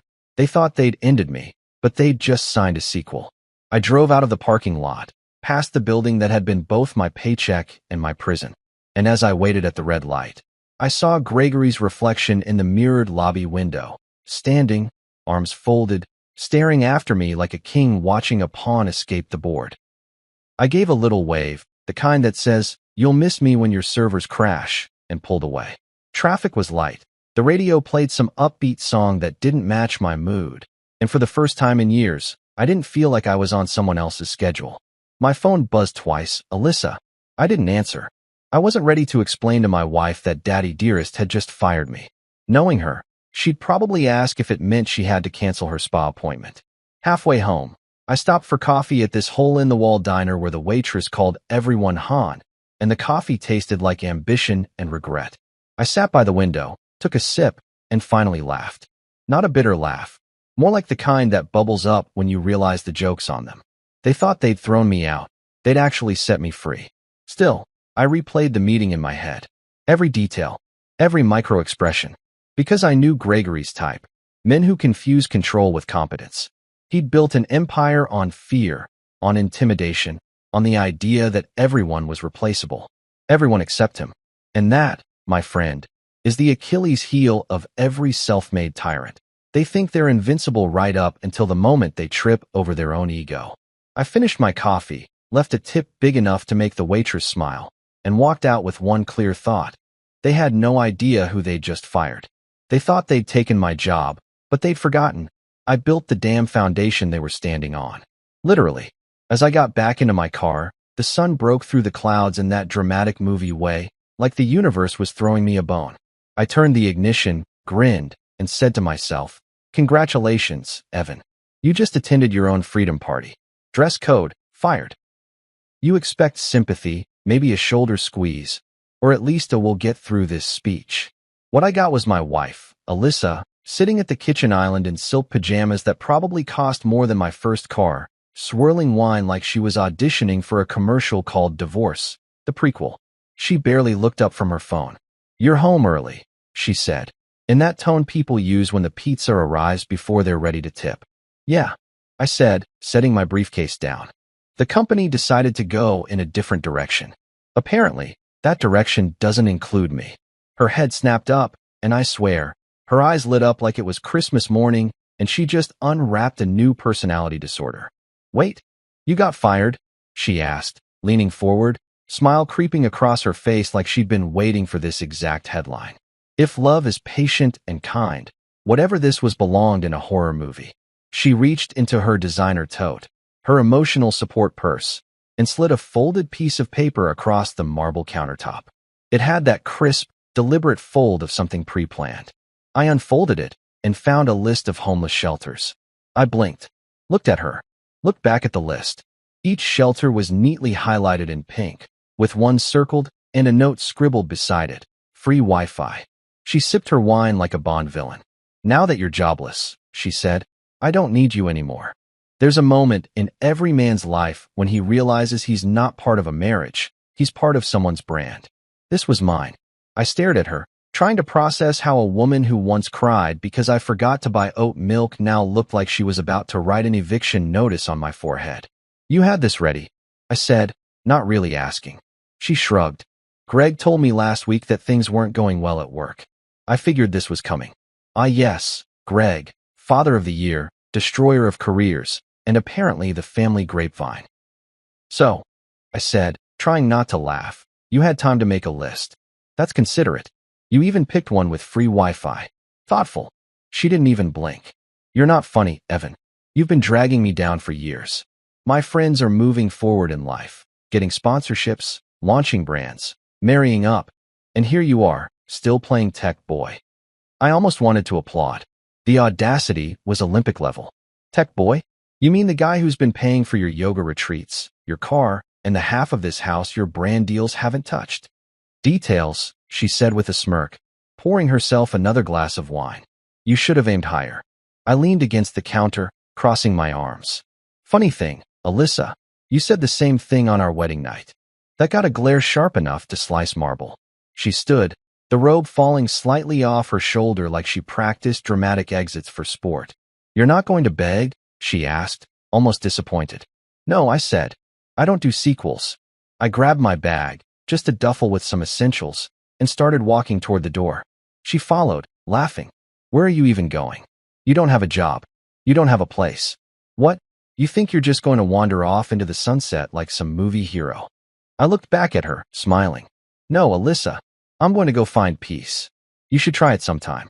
Her face twisted. "You'll come crawling back." "Probably not. But hey," I said, patting the counter where her wine glass sat. "Cheers to wishful thinking." I left before she could reply. The door clicked shut behind me, and I exhaled like I'd been holding my breath for years. The night air hit different, sharp, honest, almost friendly. I tossed my bag in the trunk and sat there for a moment, staring at the steering wheel. My reflection in the rearview mirror looked like someone halfway between heartbroken and free. Maybe both. I laughed quietly to myself. Fired by my father-in-law. Dumped by my wife. And gifted a list of homeless shelters. You couldn't script irony better if you tried. I started the car and drove aimlessly for a while, the radio humming low. My phone buzzed with notifications. Emails from Whitmore Systems HR, exit procedure, nonsense, the kind of digital paperwork that officially turns you into a ghost in their system. I ignored it. I was done being their punchline. I pulled into a 24-hour diner somewhere off the highway, the kind of place where the lights flicker like they're haunted and the menu hasn't been updated since Y2K. I ordered a black coffee and a slice of pie I didn't really want, because apparently that's what unemployed guys do when their lives implode. They develop a sudden appreciation for diner desserts. As I stirred the coffee, I thought about Alyssa's face when she handed me that brochure. She wasn't angry or hurt. She was pleased. Like firing me was her glow-up moment. The influencer wife finally free from her boring IT husband. The same woman who couldn't reset her Wi-Fi password without texting me in tears. I almost felt bad for her. Almost. The waitress came by, refilling my cup. "You okay, hon? You look like you just lost your job and your wife in the same day." I chuckled. "You psychic or just observant?" "Observant," she said. "Men who order pie at 10 p.m. usually got stories." "Yeah," I said, smirking. "Mine's called I Married My Boss's Daughter." Spoiler alert, it ends badly. She laughed, shaking her head. "Well, at least you're laughing. That's something." It was. Because under the chaos, under the sting, there was something else simmering: relief. A strange, liberating kind of peace that comes when you realize the worst has already happened and you're still breathing. I finished the pie, paid, and headed back to my car. The dashboard clock read 11:32 p.m. I sat there for a second, staring at my phone. One missed call, from Alyssa. Probably wondering if I'd checked into Hope Shelter with Wi-Fi yet. I ignored it. Then another came in, from an unknown number. "Mr. Rivers, this is Carl from Whitmore Systems Security." Sir, we didn't realize you still had access to the system servers. Could you, please confirm." I hung up before he finished. Oh, I still had access all right. And unlike Greg, I knew exactly how much that access was worth. As I leaned back in my seat, the first real smile of the night spread across my face. They thought they'd buried me. They'd just handed me a shovel, and I was about to start digging in the other direction. I started the car again, this time with purpose. The road ahead looked open, dark, full of possibilities, and revenge, maybe. Sweet, calculated revenge. The kind that doesn't need shouting, just strategy. And as I pulled away from the diner, Alyssa's list of shelters sat folded on the passenger seat. I picked it up, glanced at it, and laughed out loud. Then I rolled down the window and let it fly into the night air. Because if she thought I was homeless, she clearly forgot who built the house in the first place. Leaving without a fight sounds noble until you're packing a duffel bag with the same calm energy of someone deleting their entire Spotify playlist after a breakup. I didn't throw a tantrum, didn't smash a single wine glass, mainly because all the expensive ones were technically hers. I just left, silent, composed, and inconveniently dignified. But inside, my brain was hosting a full-blown fireworks show of rage and relief. When I closed the door behind me, I felt the kind of quiet that usually follows an explosion. I checked into a small apartment across town, the kind of place where the walls had seen things and didn't judge you for yours. It wasn't luxury, no marble countertops or scent diffusers shaped like swans, but it was mine. I paid 6 months up front in cash because, contrary to popular belief and my wife's assumptions, I wasn't broke. Not even close. Alyssa thought I was out there looking for a shelter with free Wi-Fi. Bless her clueless little heart. My father-in-law thought I'd be groveling for mercy within the week. Cute. What neither of them knew was that my bank accounts had layers, like onions, or better yet, offshore onions. Cayman onions.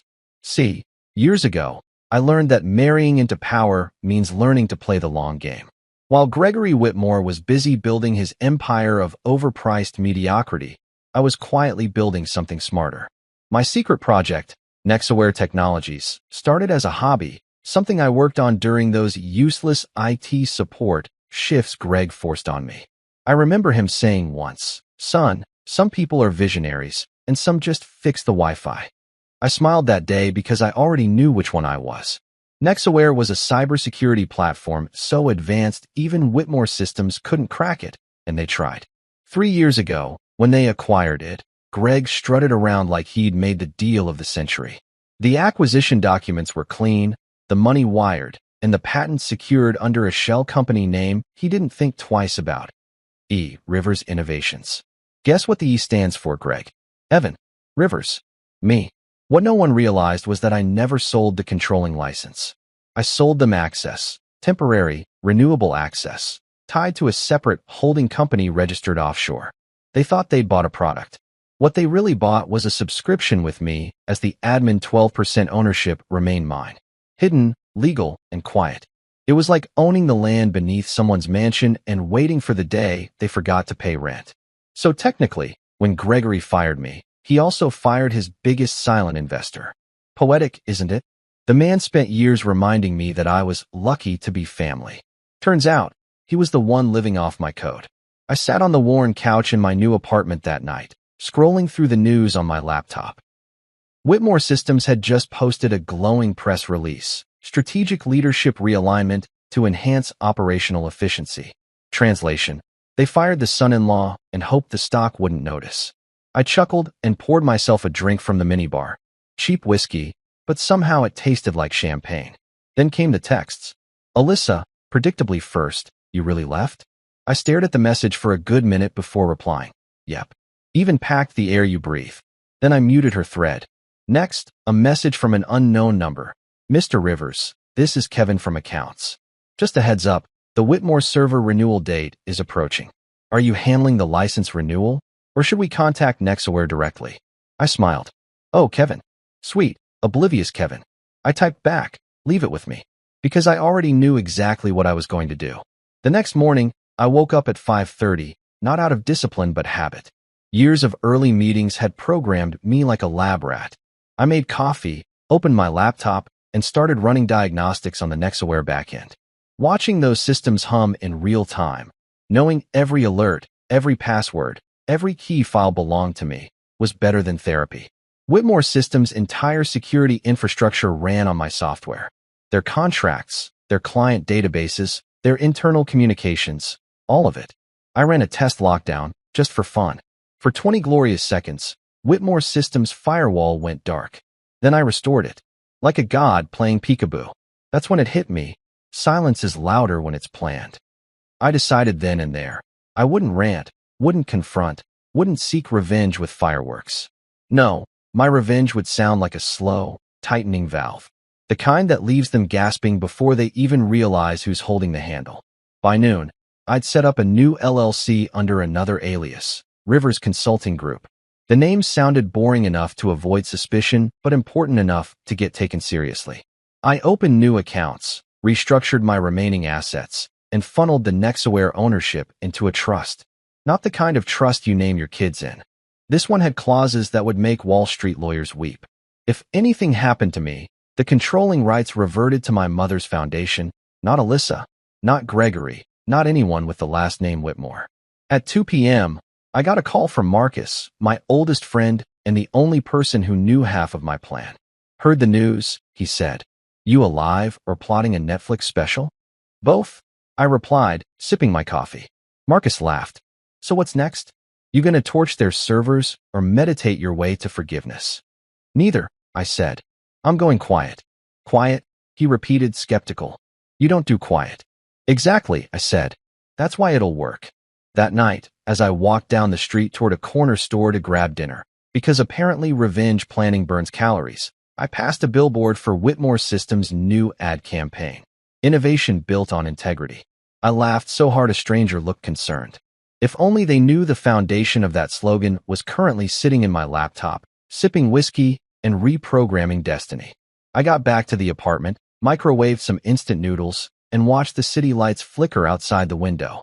Somewhere across town, Alyssa was probably live-streaming her heartbreak for sympathy points.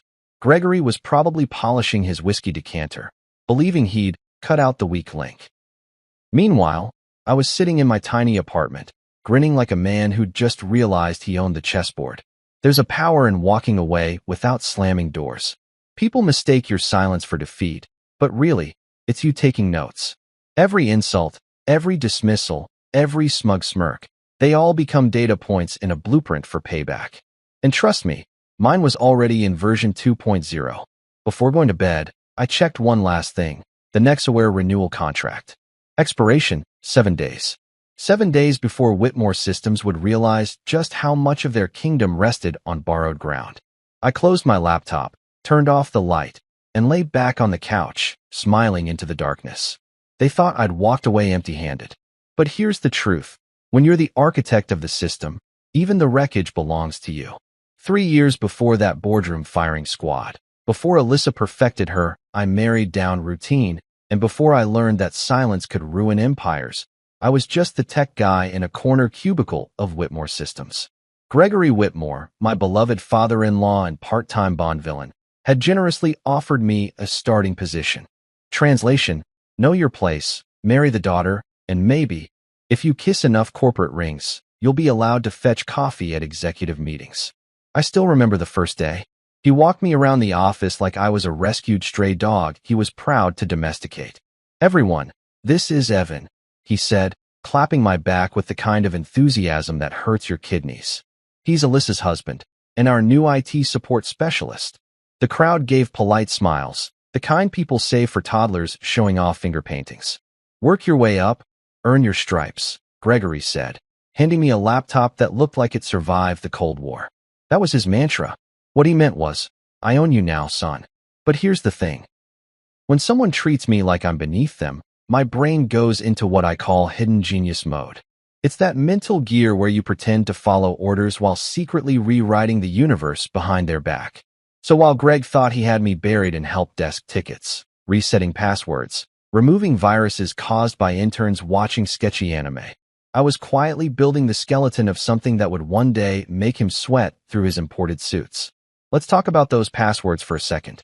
The CEO of a multi-million-dollar tech company used Gregory 123. No, I'm not kidding. When the man who lectures others about cybersecurity protects his empire with the enthusiasm of a MySpace user, you know you're in for a ride. Every time he forgot his password, he'd summon me to his office like a tech priest. I'd stand there, watching him type the same wrong thing over and over while muttering, "I don't know what's wrong. It worked yesterday." "Yeah, Greg, and so did your metabolism." Anyway, during one of those emergency IT sessions, I realized how much access I actually had. The man gave me full admin privileges across half the company's systems, thinking I'd only use them to fix printers. Bless his arrogance. I started using my downtime to write lines of code, snippets, algorithms, entire frameworks that would one day become Nexaware's foundation. I'd run simulations after hours, encrypt everything under my alias Rivers, and store the data in a cloud server he didn't even know existed. Meanwhile, Alyssa was too busy curating her online life to notice. Every night she'd sit on the couch with her laptop, rehearsing her influencer voice. "Hey guys, it's Alyssa here. Remember to subscribe for my self-care secrets."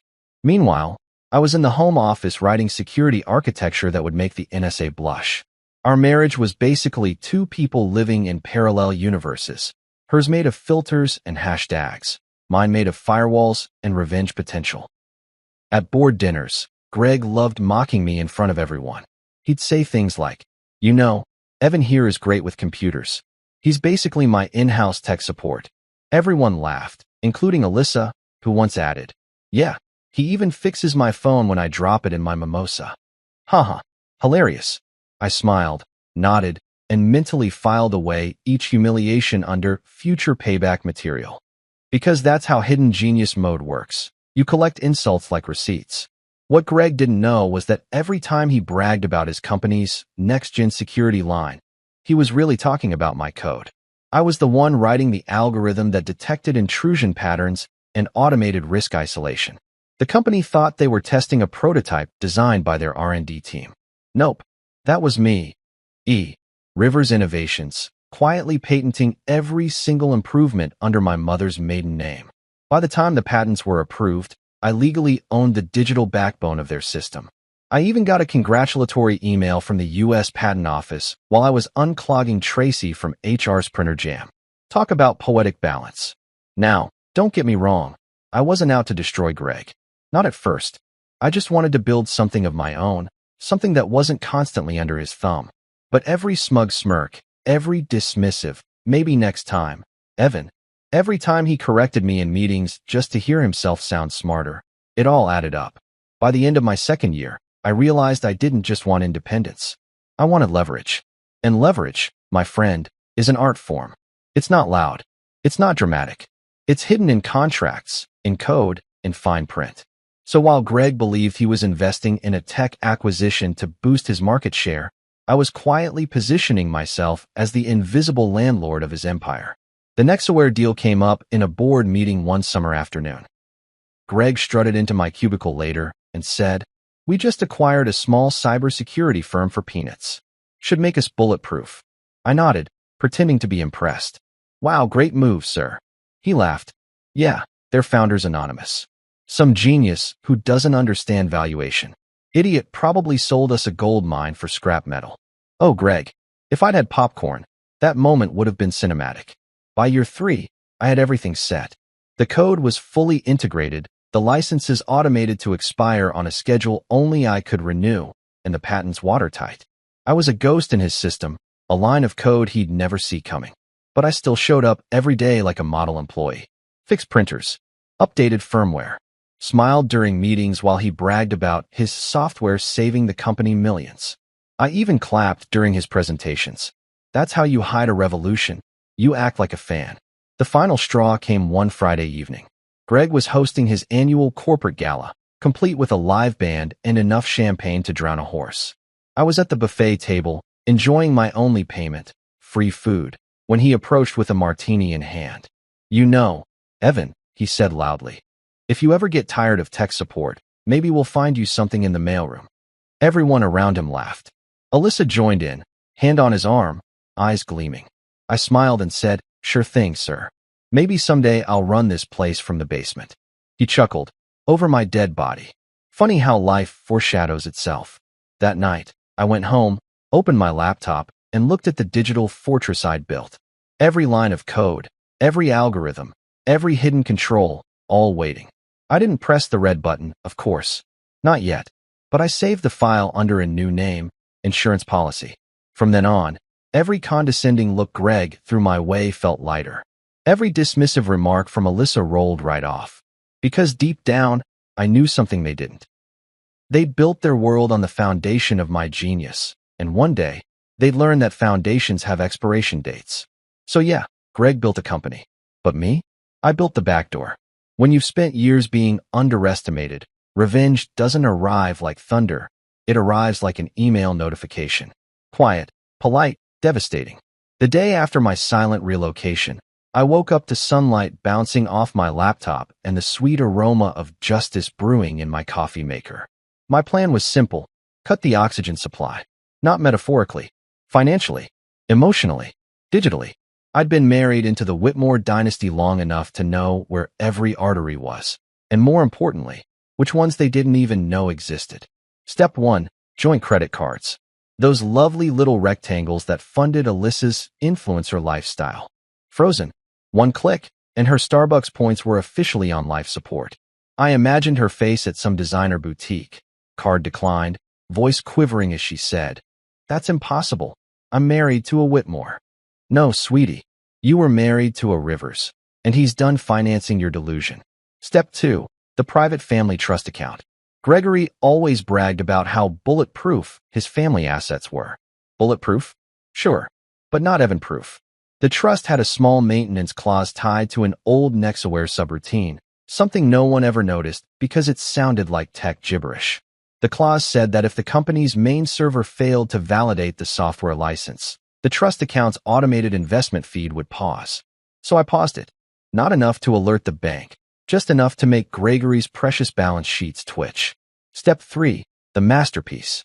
Whitmore Systems Core Security Framework License. My license. Renewal date. Today. Their IT team probably thought it was a routine auto-renewal. Wrong. I declined it. Just click no, that's all. One single click, and the company's firewall started coughing like a 90-year-old smoker. I leaned back in my chair, sipping my coffee, watching the digital chaos unfold through my private dashboard. Within an hour, I could see the internal pings escalating. System error detected. Client access unavailable. Network performance unstable. Music. Gregory's company was glitching harder than a reality show reunion. By day 2, I got a text from Marcus. "Dude, you're on fire. Literally every tech forum is roasting Whitmore Systems." I chuckled and replied, "Oh, must be a sunspot problem." By day 3, Gregory's secretary accidentally called me. By mistake. Right. Her tone had that mix of panic and politeness usually reserved for people talking to kidnappers. "Mr. Rivers. Hi. I think there's been a misunderstanding. Some of our systems are experiencing downtime, and Mr. Whitmore was wondering if you could, take a look." "Oh, sure," I said cheerfully. "Just have him submit a support ticket through the employee portal." She hesitated. That portal seems to be down too." I smiled into the phone. "Well, that's inconvenient." By day 5, I woke up to 164 missed calls. Most from numbers I recognized. A few from Gregory's lawyer.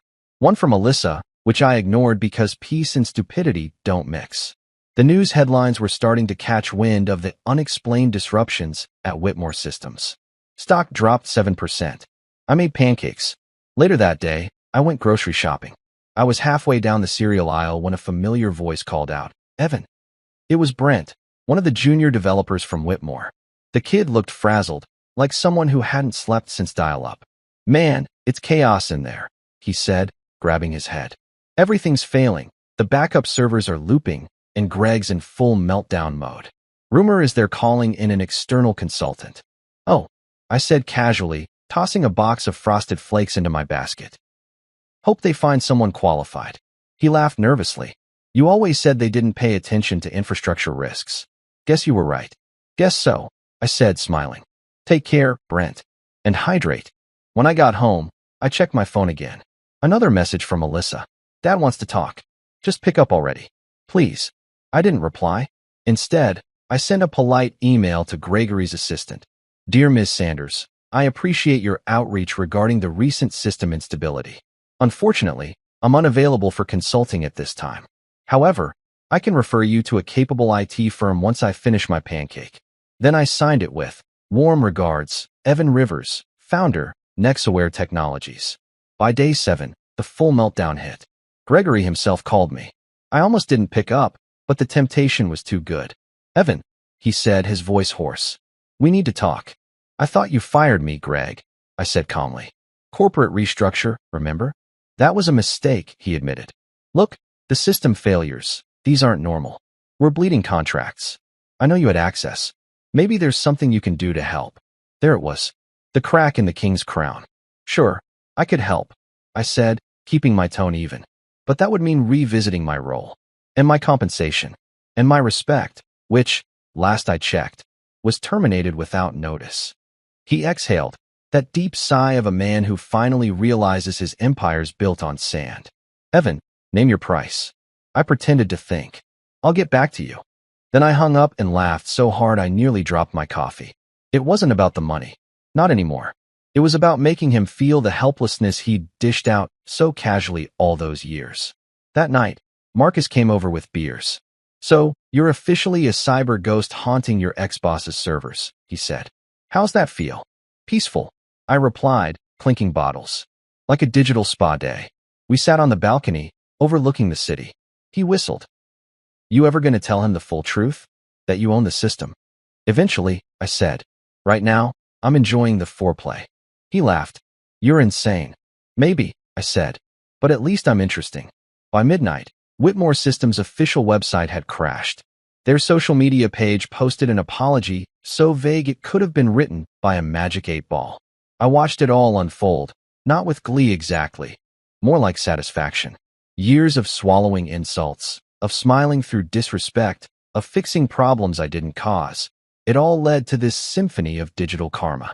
Somewhere in their glass tower, Gregory was probably pacing, yelling at everyone but himself, wondering how his incompetent son-in-law could have possibly left such a hole. And Alyssa? She was likely posting a cryptic quote on Instagram like, "Sometimes endings are new beginnings, crescent moon sparkles, hashtag healing, hashtag self-love." Cute. What they didn't realize was that my silence wasn't weakness, it was preparation. Every smile I gave, every "yes, sir," I uttered, every late night of uncredited work, it all built the stage for this. Revenge isn't rage. It's patience in a suit. So yeah, the company was spiraling, the Whitmores were sweating, and me? I was in my little apartment, making pancakes and planning my next move. Because phase 1 was over. Phase 2, the return, was about to begin. And trust me, when I walk back into that boardroom, it won't be as an employee. It'll be as the man they never saw coming. There are moments in life that feel cinematic even without the background music, and walking back into Whitmore Systems was one of them. 3 weeks after Greg's performance issues stunt, I stood outside the same glass doors I'd been escorted through like an unwanted Amazon return.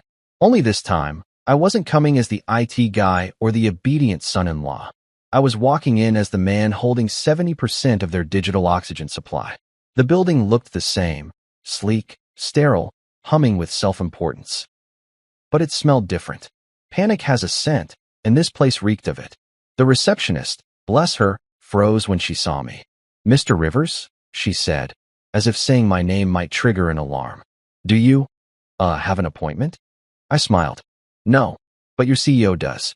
She blinked twice, probably calculating whether letting me in counted as career suicide. "I'll, notify Mr. Whitmore."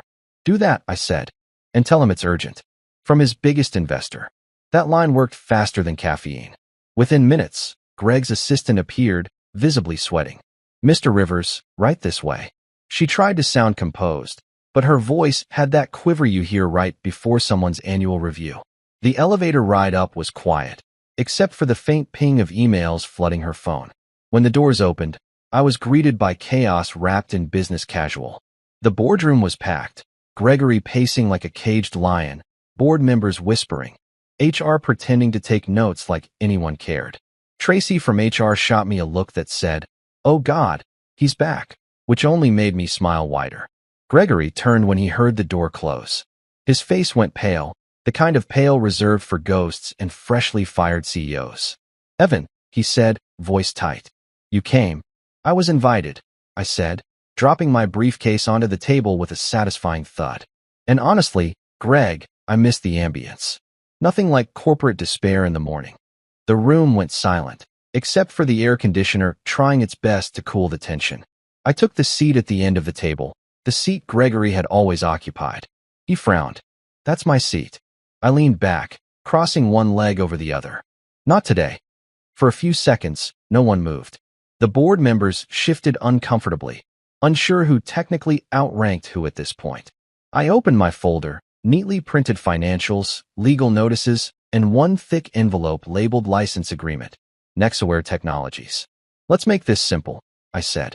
70% of your company's infrastructure runs on software owned by Nexaware Technologies. As of last week, that license expired, which means, legally, every major client contract tied to that software is in breach. Tracy blinked, her pen hovering uselessly over her notepad.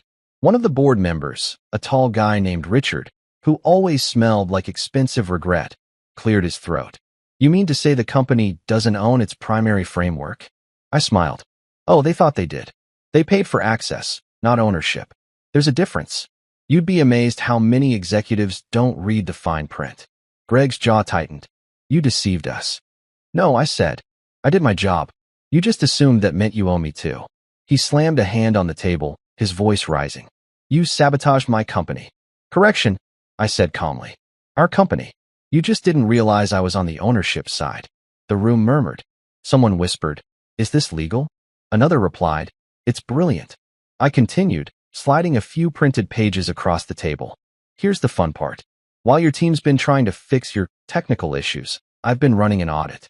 Turns out your daughter's little consulting firm has been receiving quarterly transfers from Whitmore Systems, amounting to roughly $1.2 million. No invoices, no contracts, no deliverables." Greg blinked. "That's impossible." "Oh, I agree," I said. "That's why I printed the receipts." Literally, I flipped open a binder and turned it toward him. Neat columns of wire transfers, all linked to Alyssa's company, A. Whitmore Creative Partnerships, LLC. Tracy's jaw dropped. "That violates corporate ethics policy section." "Save it, Tracy," I interrupted. "We all know HR's ethics policy is mostly for decoration." Greg looked like someone had unplugged him. You had access to all this." "Greg, I built all this. You gave me full back-end admin access when you made me your IT guy, remember? Said you trusted family. That was your first mistake." A long silence followed. You could hear the fluorescent lights buzzing. One board member finally spoke. "So what do you want, Mr. Rivers?" I looked around the room, taking my time, letting them stew in the discomfort. "I want this company to run honestly." Which, as of now, means Gregory Whitmore is suspended pending investigation into financial misconduct. Effective immediately, the board exchanged nervous glances. Richard cleared his throat again. "You can't just—" "I can," I said, pulling out another document.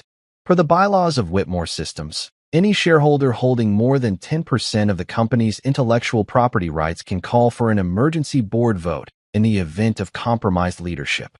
Richard looked at the document, then at Greg, then at me. He's right. Greg's face turned crimson. You can't be serious. You're taking the word of him. Yes, Richard said. Because he's the only one keeping us from bankruptcy right now. Gregory's lips parted like he wanted to argue, but all that came out was a choked laugh. You planned this. Of course I did, I said, closing the folder. You raised me in this shark tank and forgot I had teeth too. Tracy, bless her nervous little heart, tried to regain order. Well, let's proceed with the formal vote. The vote took all of 10 minutes. 5 in favor of suspension, 1 abstaining, and Greg voting against himself. That part was awkward but deeply satisfying. When it was done, Greg slumped back in his chair, staring at the table like it had personally betrayed him. You think you've won, Evan? He said quietly. You think this makes you powerful? I stood, gathering my documents. No, Greg. It makes me free. As I reached the door, he called after me. If you walk out that door, you'll regret it. I turned, met his glare, and smiled. I already did. That's why I'm not staying. I pushed open the boardroom door, and for a split second, I swear the universe slowed down just to let the poetic weight of it sink in. I'd entered that room years ago as the son-in-law, the lucky hire, the background tech guy. I was leaving as the man who'd quietly outplayed an entire corporation using nothing but patience and code. But before I could leave entirely, Alyssa appeared in the hallway. Of course she did, because irony loves timing. She looked perfect, as usual, hairstyled, phone in hand, the face of someone who just lost the Wi-Fi password to her own life. What did you do? She demanded. Fixed a bug, I said simply. Her eyes narrowed. You ruined my father. I tilted my head. No, Alyssa, your father ruined himself. I just turned on the lights so everyone could see it. She stepped closer, eyes gleaming with that mix of rage and entitlement I'd once mistaken for passion. You're not getting away with this. I leaned in slightly, lowering my voice. Funny thing, you said the same thing on our wedding day. She flinched, just barely. You're a monster. No, I said, adjusting my jacket. I'm efficient. Then I walked away, down the hallway, past the framed photos of Whitmore excellence, past the trembling interns, past every reminder of the empire that once looked untouchable. I took the elevator alone, watching my reflection in the mirrored walls. Calm, composed, slightly smug. By the time I reached the lobby, word had spread. The staff's whispers followed me like a ripple. He took down Greg, the son-in-law. Did you hear he owns the software? I didn't look back. I didn't need to. Outside, the air was warm and alive. My phone buzzed, an email notification from the board. Offer of CEO position, Whitmore Systems. I stared at it for a second, then laughed. The kind of deep, honest laugh that comes from somewhere below the ribs. I typed my reply right there on the sidewalk. Appreciate the offer, but I'm allergic to hypocrisy. Try Ben from accounting. He's had management envy since 2019. Send. I slipped my phone into my pocket, loosened my tie, and kept walking. The city hummed around me, the sun breaking through clouds like some cosmic spotlight saying, well done, kid. Revenge, I realized, doesn't need applause. It doesn't need fire or screaming. Sometimes it's just a quiet walk out of a building you once called hell, with your dignity intact, your enemies exposed, and the satisfaction of knowing you didn't just win. You rewrote the whole damn game. News travels fast when rich people fail. It's like oxygen for gossip blogs and blood for business news anchors. The morning after my little boardroom intervention, Whitmore Systems made the front page of every financial paper. Whitmore Systems under investigation for fraud and misconduct. The subheading was my favorite. Insiders claim whistleblower acted within rights as silent shareholder. Whistleblower. That's cute. They made it sound noble. It wasn't noble. It was personal. I sat in my apartment, still in pajama pants, watching the chaos unfold on live TV while eating cereal straight from the box. On screen, Gregory was doing that billionaire damage control thing, standing outside his mansion in a tailored suit, pretending to be calm while lawyers hovered like vultures. This is a temporary misunderstanding, he told reporters. The truth will come out. Yeah, Greg, it would. Unfortunately for you, I wrote it. By 10 a.m., Whitmore Systems stock had dropped 12%. By noon, it was trending on X, formerly Twitter, but still the same dumpster fire. The hashtags were merciless. Hashtag Witless Systems, hashtag GregGate, and my personal favorite, #father-in-flaw. Someone even made a meme of Greg's face photoshopped onto the Titanic, captioned unsinkable. Huh. I nearly choked on my cereal. Meanwhile, Alyssa's name started popping up too. Her consulting firm became the internet's new obsession. Screenshots of the financial transfers leaked, her influencer sponsors quietly pulled their deals, and one brand even posted a statement. We at Radiance Cosmetics do not condone unethical business practices. Translation: we loved you until you became bad PR. Alyssa's followers turned on her with lightning speed. The same people who used to comment Queen Energy nail polish on her posts were now writing, guess karma doesn't come with a filter. She went from posting outfit of the day videos to posting nothing at all. Radio silence. Which, for her, was basically an obituary. By mid-afternoon, I got a call from Marcus. Dude, you seeing this? They're imploding. I turned down the TV volume. I see it. They just announced Greg stepping down temporarily. And bro, Alyssa deleted her Instagram. Now that's serious, I said. The world might actually spin off its axis. He laughed. You're a menace, man. Correction, I said, leaning back on the couch. I'm retired. But retired didn't mean disconnected. I still had access to their internal systems, which I checked out of habit. Their servers were holding, for now, but their internal communication threads were pure chaos. Executives panicking, investors threatening to pull funding. One email even read, does anyone know who owns the Nexaware IP? Spoiler, nope. The next day, my phone buzzed with a message from an unknown number. Evan, please tell them I didn't know. Alyssa. I stared at it for a good minute, thumb hovering over the reply button. Then I typed, you didn't know much, apparently, and hovered again. My better self deleted it. Silence was heavier. Silence made people feel their mistakes in surround sound. Later that afternoon, I took a walk downtown. It was funny how the world kept moving while someone else's empire crumbled.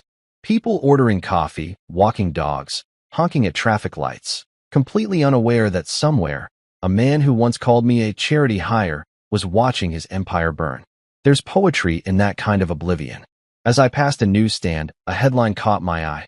Tech Titan's son-in-law exposes corruption inside the Whitmore scandal. There was a blurry photo of me leaving the boardroom, mid-smirk. I laughed. Great, I muttered. Now I'm the hero no one asked for. That night, I poured myself a drink. Good whiskey this time, not the discount stuff, and toasted the quiet. The kind of peace you earn after walking through fire barefoot and somehow coming out with both shoes.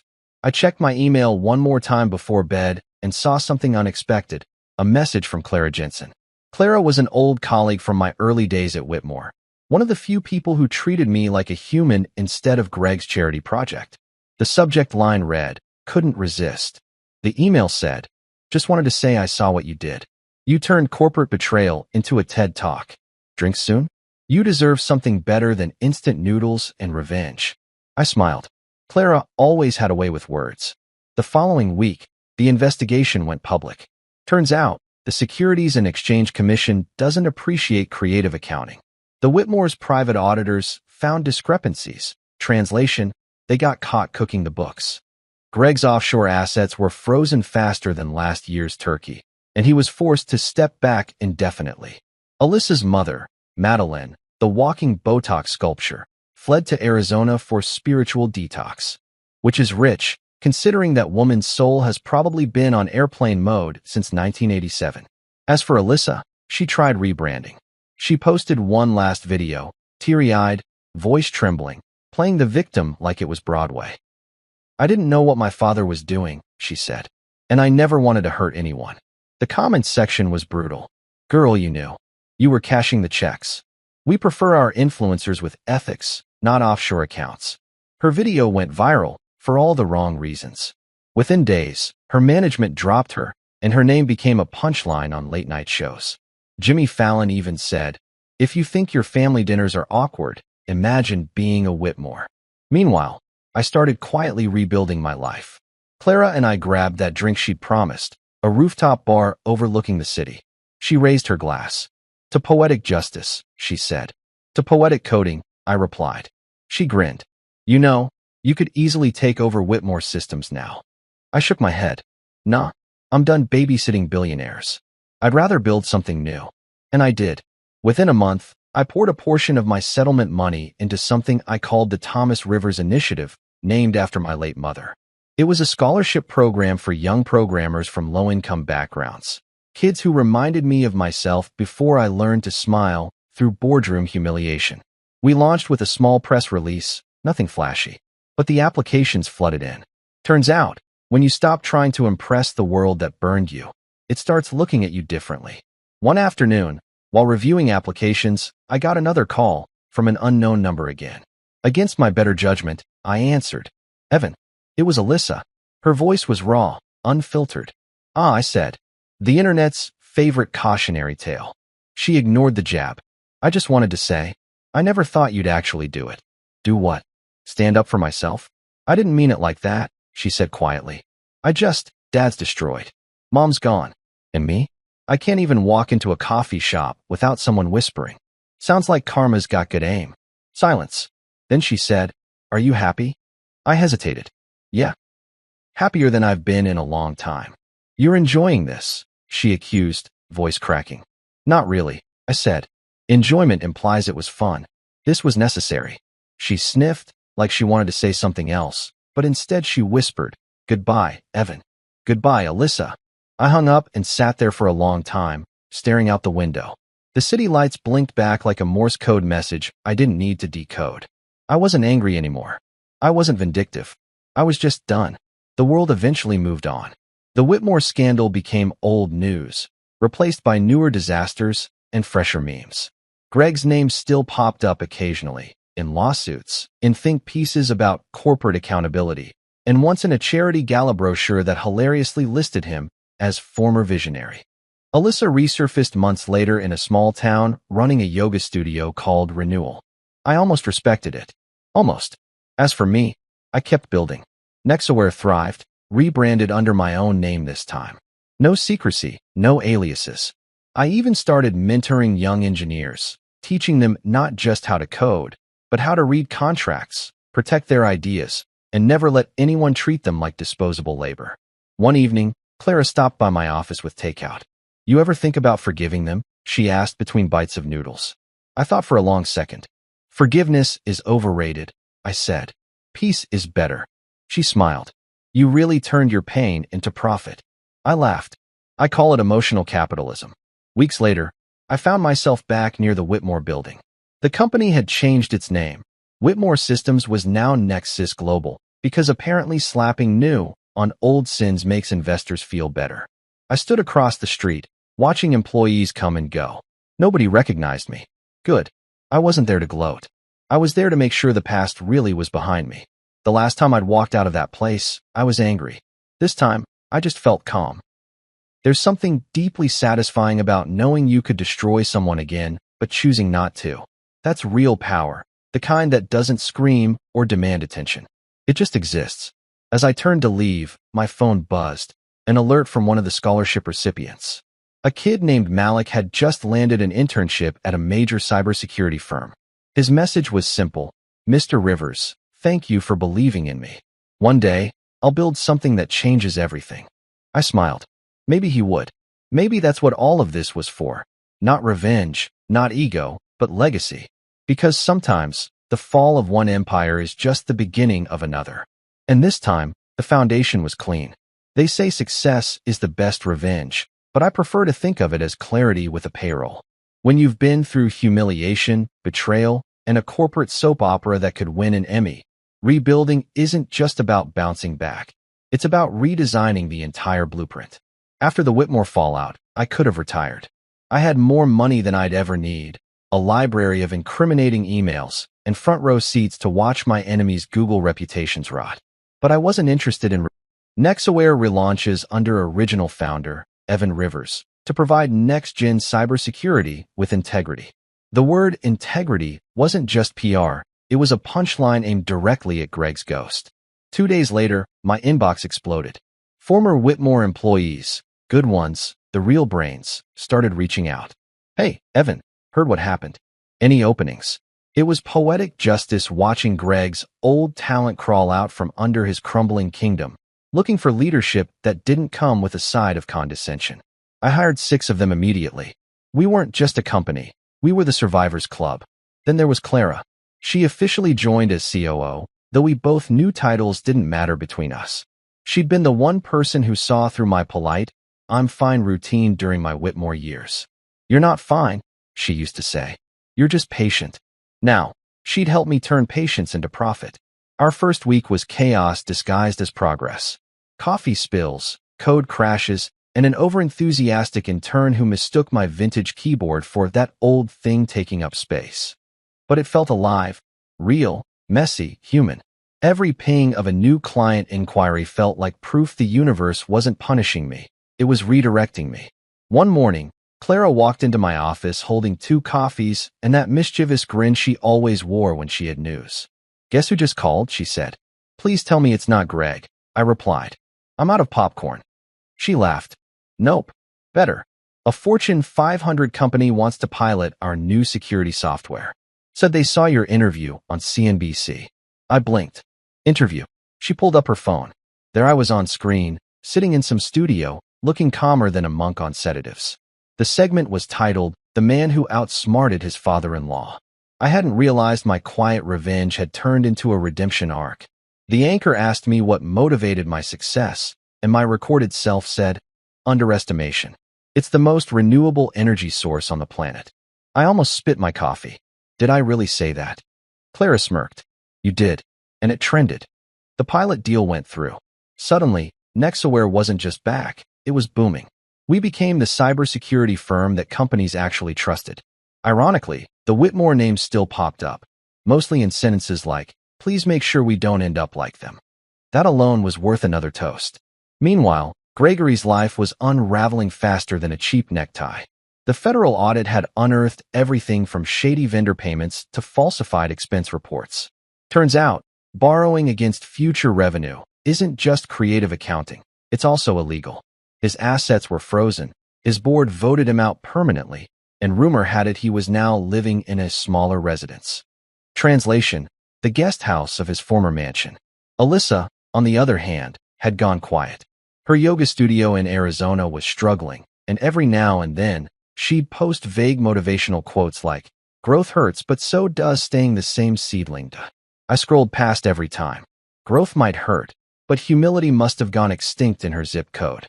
Then came something unexpected, an invitation.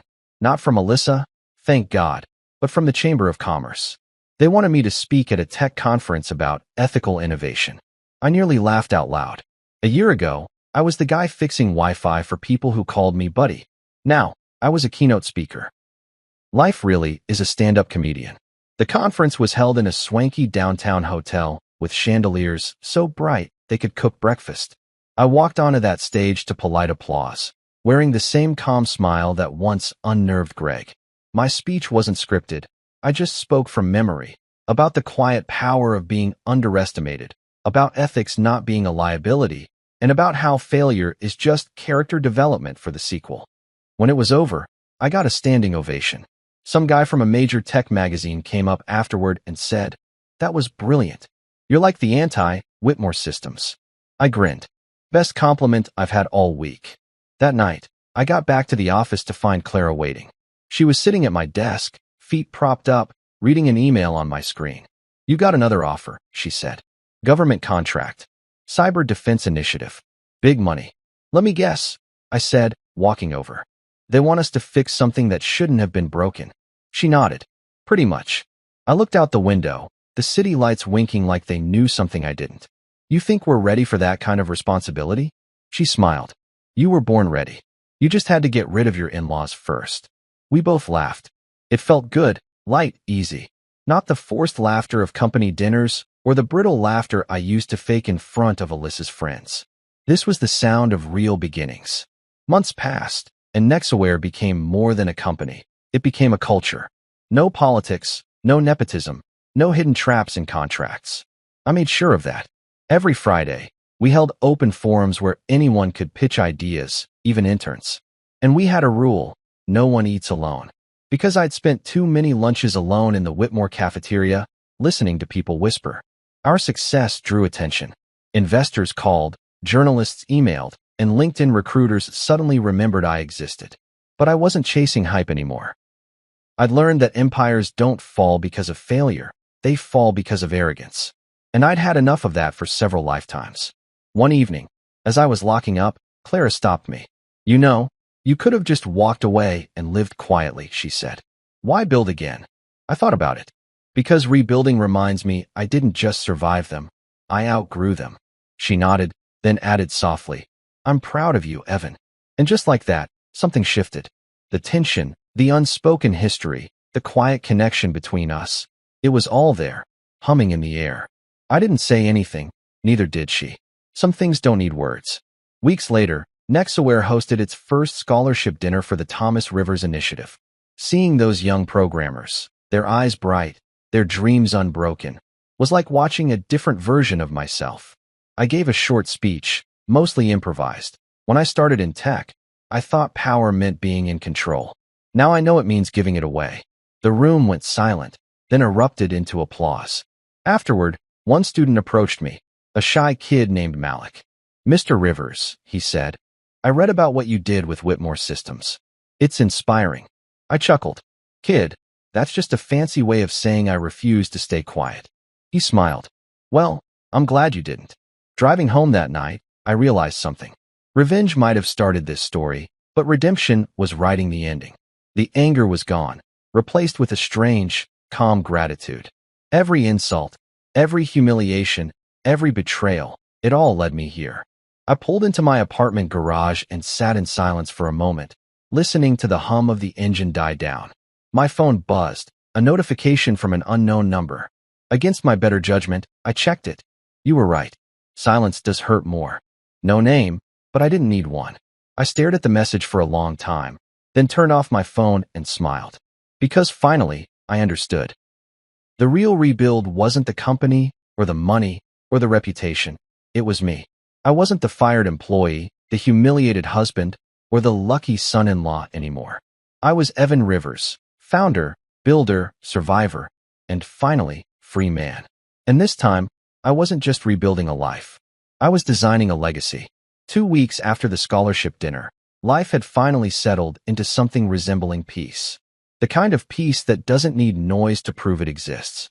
The world had moved on from the Whitmore's implosion, and I had too, mostly. Sure, every now and then a headline would flash across my phone about the disgraced tech patriarch or former influencer Alyssa Whitmore attempting comeback. But I didn't click anymore. That chapter was closed, laminated, and filed under "not my problem." Or so I thought, until one Tuesday afternoon, the past decided to call. Literally, I was in my office, halfway through a code review and a bad sandwich, when my phone buzzed. Unknown number. Normally I'd ignore it, but something about the timing, 3:14 p.m., the universe's favorite hour for irony, made me swipe. I didn't answer, though. I let it go to voicemail. Old habits die stylishly. A few minutes later, I saw the notification, one new voicemail. I hit play, not expecting much. Probably a spam call about my car's extended warranty. What I heard instead froze me mid-bite. "Evan, it's me. Alyssa." For a moment, I just stared at the phone like it had betrayed me. Her voice was softer, slower, missing that trademark smugness that used to fill every room she walked into. "I know you don't want to hear from me," she continued, her tone brittle around the edges. "You probably shouldn't. I just needed to say something. You never shouted, Evan. You never fought back. You just left. That silence, it's worse than anger. You were the real one, and I see that now." She paused then, audibly exhaling. "I don't expect forgiveness. I just wanted you to know. I get it now. You didn't leave to hurt me. You left because you finally respected yourself more than I did." Click. End of message. For a solid 30 seconds, I sat there, motionless. My sandwich had fallen apart on the desk, my coffee had gone cold, and the only thing moving was the replay button, because, of course, I hit it again. I don't know why. Maybe I wanted to hear if she meant it. Maybe I wanted to catch the faintest trace of regret hiding behind her words. Or maybe I just wanted to confirm that karma really had a voice. You never shouted. You never fought back. That line hit harder than it should have. Because she was right. I hadn't. When everything collapsed, when her father fired me, when she handed me that brochure for homeless shelters, I didn't yell. I didn't beg. I just walked away. And silence, it turns out, echoes longer than screaming ever could. After the second replay, I laughed. Not bitterly, just the kind of laugh that slips out when life circles back with perfect irony. The woman who once accused me of being too calm was now haunted by that calmness. Poetic doesn't even cover it. Clara poked her head into the office. "You good?" she asked, eyeing the untouched sandwich and the expression on my face. "Define good," I said, leaning back in my chair. She frowned. "You look like someone who just read an obituary for an ex." "Close," I said. "I just listened to one." She arched a brow. "Alyssa?" "Yeah. She called you." Voicemail. No tears, no theatrics. Just a neatly packaged apology with guilt sprinkles on top. Clara stepped in, crossing her arms. "And how do you feel about that?" I shrugged. Somewhere between indifferent and oddly amused. Like watching a car you used to own finally get towed. She smirked. "That's disturbingly specific." "Yeah, well, closure's a weird thing. You wait for it for years, then it arrives uninvited during lunch hour." Clara studied me for a moment. "You're not going to respond, are you?" "No," I said. "I think silence deserves to finish what it started." She nodded slowly, approving. "Good. Because if you do, I'm confiscating your phone." "Understood, ma'am." She laughed, gave my shoulder a quick pat, and left me to my thoughts. I hit play one last time, not for her words, but for the closure buried between them. "You were the real one, Evan." That line lingered long after the message ended. I couldn't tell if she said it for me or for herself. Maybe both. That night, I didn't delete the voicemail. I just archived it, like a relic. A digital tombstone for a version of me that used to need her validation. Then, because irony is my love language, I poured myself a drink, queued up a playlist titled Peace After Petty, and sat on my balcony watching the city flicker below. The next morning, I got to the office early. Something about that voicemail had me wired in a strange, productive way. I dove into work, tweaking a new Nexaware feature that used AI to predict cyber threats before they even hit. We called it the firewall that thinks ahead. Kind of like me, really. Around noon, Clara popped her head in again. "You're in early. Did you finally find your purpose? Or did insomnia win again?" "Both," I said. "Apparently heartbreak makes good caffeine." She laughed. "So what's next for the great Evan Rivers? You've conquered your demons, rebuilt your empire, made half the tech world jealous, and got a voicemail apology. What's left?" I thought for a moment. "Peace. Maybe some quiet success. No drama, no revenge arcs. Just building something that lasts." "Boring," she teased. "Yeah," I said, smiling. "Beautifully boring." That afternoon, a journalist called asking for a follow-up interview. I said no. The last thing I needed was to become a soundbite again. They wanted to frame my story as from fired son-in-law to tech titan. I wasn't interested in the mythology. The truth was simpler. I got tired of letting other people narrate my story, so I wrote my own. Later that week, while reviewing scholarship applications, I noticed one essay that stood out. It started with, "Sometimes the smartest thing you can say is nothing at all." I read it twice, smiling to myself. The student talked about learning restraint, about choosing silence over reaction, and about how quiet strength often gets mistaken for weakness. I could have sworn fate was trolling me. I approved that application instantly. Life went on. The Whitmore name faded from the headlines, replaced by newer scandals. Greg was reportedly negotiating plea deals. Alyssa's yoga studio closed after 6 months. Her final Instagram post said, "Starting over again, this time for me." I didn't like it, but I didn't sneer either. Maybe she finally got it. Maybe not. Either way, I had work to do. One Friday evening, Clara and I closed up the office early and went for dinner. We ended up at a small Italian place where the lights were dim, the bread was free, and the wine didn't taste like disappointment. "You seem lighter," she said, swirling her glass. "Yeah," I admitted. "It's weird. I thought I'd feel nothing after hearing that voicemail, but it feels peaceful, like finishing a book you hated but still reading the last chapter." She smiled. "Closure doesn't always come gift-wrapped. Sometimes it just shows up uninvited with bad timing." "Exactly," I said. "But I think I'm finally over it." "Good," she said. "Because you deserve someone who texts, not someone who leaves voicemails." I laughed. "You volunteering for the position?" She smirked. "Maybe, but only if there's health insurance." We clinked glasses, and for the first time in a long time, I didn't feel haunted by the past. I didn't see Alyssa's face in every memory or hear Greg's voice in every doubt. It was just the present, messy, imperfect, and real. When I got home that night, I scrolled through my phone and hovered over the archived voicemail one last time. Then I pressed delete. Not out of anger, not to make a statement, just because I didn't need it anymore. It had served its purpose. The silence had spoken louder than her apology ever could. I stood by the window, watching the city stretch beneath me. Somewhere out there, people were still chasing the validation I'd finally stopped needing. That's the thing about betrayal. It breaks you. But if you're lucky, it rebuilds you better. I whispered to myself, "You were the real one, Evan." And for the first time, I didn't need anyone else to say it. The next morning, I woke up early, grabbed coffee, and headed to the office. The sun was rising, casting gold over the skyline. And for once, it didn't feel like another day to fight. It felt like another day to live.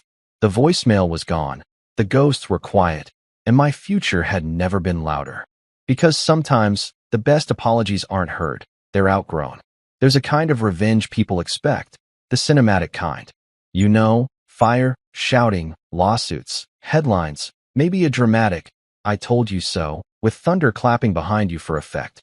That's not the kind I went for. Mine was quieter, cleaner, the kind that doesn't need an audience, because the victory plays out naturally, one consequence at a time, like dominoes politely collapsing in your favor. I used to think closure meant confrontation, but now I know. It's peace with a side of profit. By the time fall rolled around, life had found a rhythm. Nexaware was expanding faster than I expected. We'd outgrown our first office and moved into a sleek downtown building with frosted glass doors and a panoramic view that screamed executive redemption arc. The same city skyline that once looked like a battlefield now looked like a playground. Every morning, I'd walk in, greet the team, grab coffee, and sit down in an office that still smelled like new paint and second chances. Clara, my partner in chaos and reason, was now officially COO. The staff adored her because she had that rare mix of competence and empathy that made people want to follow her into a storm. Together, we turned Nexaware into something Greg's empire could never be: ethical, transparent, and actually functional. The irony? Half our clients were companies fleeing the fallout of Whitmore Systems' collapse. It's almost poetic when your enemies fund your comeback. Speaking of Greg, word around the industry was that he'd settled his charges. He wasn't in prison, but he wasn't free either.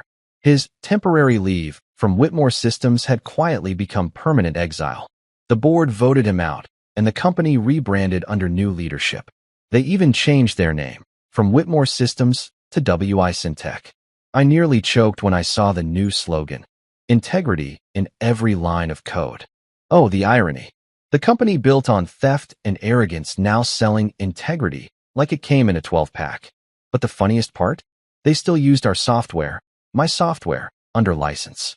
Every renewal payment that hit our account felt like a quiet bow from the people who once thought I was disposable. As for Alyssa, she became a ghost. Word was she'd left Arizona after her yoga studio failed and was living somewhere up north, teaching online classes about self-awareness through adversity. I didn't follow her updates, but occasionally someone would send me screenshots. Her captions were unintentionally comedic. Growth is painful, but so is staying small. Girl, you married a Whitmore. Small was never your issue. I didn't respond or comment. The old me might have wanted the last word, but silence had become my sharpest weapon. One crisp Friday morning, I arrived at the office early, habit, not ambition. The city below was waking up. Car horns, early commuters, the faint hiss of espresso machines. I poured myself coffee, leaned on the balcony railing, and watched it all unfold. That's when Marcus called. "Morning, CEO," he said in that smug tone he reserved for people he knew had made it out alive. "Morning, unemployed friend," I shot back. He laughed. "Hey, I'm freelancing. Big difference. Anyway, just wanted to say, I saw the Whitmore stock update. Down another 12%. Guess people aren't buying Integrity 2.0. I smiled. "You calling to brag on my behalf?" "Pretty much," he said. "It's wild, man. Remember when you were sitting on my couch, jobless, eating leftover pizza, saying you'd figure something out?" "Yeah," I said, chuckling. "Turns out, revenge pairs nicely with entrepreneurship." He paused, then asked, You ever think about reaching out to Alyssa? Like, just to say whatever? No, I said immediately. She had her say. I had my silence. We're even. Damn, he said. You're colder than my landlord. Not cold, I said. Just healed. He exhaled. Man, that's deep. You're like the Buddha of payback. Put that on my business card. I joked, ending the call. Later that morning, Clara walked in with her usual 2 coffees. You look smug, she said, handing me one. What's the occasion? I was just thinking about how far we've come, I said. You know, from unemployment and betrayal to running a multi-million-dollar company. It's weird how fast tables turn when you stop begging for a seat. She grinned. You didn't just turn the table. You built your own and sold the blueprints. We clinked our coffee cups like it was champagne. At noon, I had a meeting with the government cybersecurity division. They wanted to license Nexaware's AI-driven threat detection system. Big contract. Big validation. During the pitch, the lead officer said, Mr. Rivers, your reputation for integrity precedes you. I almost laughed out loud. Integrity. The very word Greg used to weaponize against me. The irony was rich enough to retire on. That deal closed by the end of the week, bringing in more revenue than my last 3 years at Whitmore combined. The universe, it seemed, paid on delay but with interest. That weekend, Clara and I attended a networking gala. Our first as equals, not underlings. The ballroom was packed with tech elites, venture capitalists, and wannabe disruptors wearing $800 sneakers. At one point, a familiar face approached, Richard, one of the Whitmore board members who had voted to suspend Greg. He looked like a man who now regretted voting late. Evan, he said, shaking my hand. Good to see you thriving. You really did rebuild from the ashes. Yeah, I said with a polite smile. Turns out, ash makes good fertilizer. He chuckled awkwardly. You know, I never realized how much of Whitmore's success depended on your work. Greg always said. Yeah, I interrupted. Greg said a lot of things. None of them aged well. Richard coughed into his drink and wisely changed the topic. Later that night, as the gala wound down, I stepped outside for air. The city skyline shimmered under the soft glow of streetlights. I could still hear faint music from the ballroom, a jazz band playing something slow, thoughtful. Clara joined me, arms crossed against the cool air. Nice speech, she said. Thanks, I replied, though I'm pretty sure half that crowd only applauded because I mentioned AI. She smiled. Still, you were good. Calm, confident, humble. I raised an eyebrow. Humble? Let's not stretch it. She laughed, bumping her shoulder against mine. Fine. Calm, confident, semi-humble. I looked at her then, really looked. For the first time in years, I wasn't pretending to be okay. I was. The pain, the bitterness, even the sarcasm, they'd become fuel, not chains. You know, I said, I used to think revenge had to be loud. That the only way to win was to make sure everyone saw it. But this, I gestured to the skyline, to the life we'd built. This feels better. Clara nodded. Because this isn't revenge. It's evolution. That line stuck with me long after the night ended. Evolution. Maybe that's what all of this had been, shedding versions of myself that no longer fit. A few weeks later, I got an unexpected email from a familiar address, gregory.whitmore@wisentech.com. The subject line read, You won. I hesitated before opening it. Inside, there was only one line, I underestimated you. You deserved better. No signature, no excuses. Just that. For a second, I almost felt sorry for him. Almost.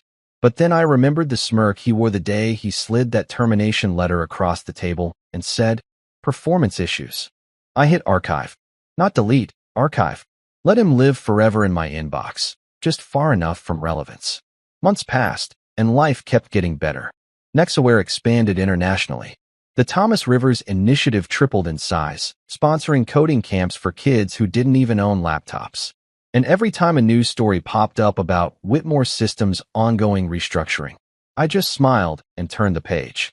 One quiet evening, I sat on my balcony again. Same city view, same soft hum of traffic.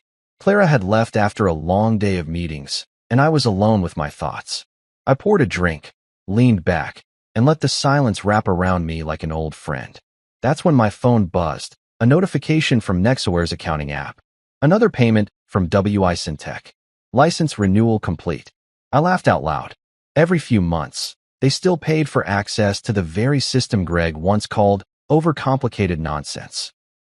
I raised my glass toward the skyline. Cheers, Greg. Thanks for keeping the lights on. The night air was cool, the city alive, and for the first time, I felt something better than victory. I felt balance. Revenge had done its job. It got me through the storm, but peace built the house afterward. Because here's the truth they don't tell you about revenge. The loud kind burns out fast. It's fireworks, brilliant but brief. But the quiet kind, the kind that builds, grows, and pays dividends, that's forever. So when people ask how I got over it, how I went from fired son-in-law to founder, from humiliated husband to headline success, I tell them the same thing every time. I didn't shout. I built. And silence, my friend, pays dividends. Then I finish my drink, close my laptop, and smile at the thought of Gregory somewhere out there seeing my name on his company's monthly expense report. That's not just revenge. That's poetic accounting.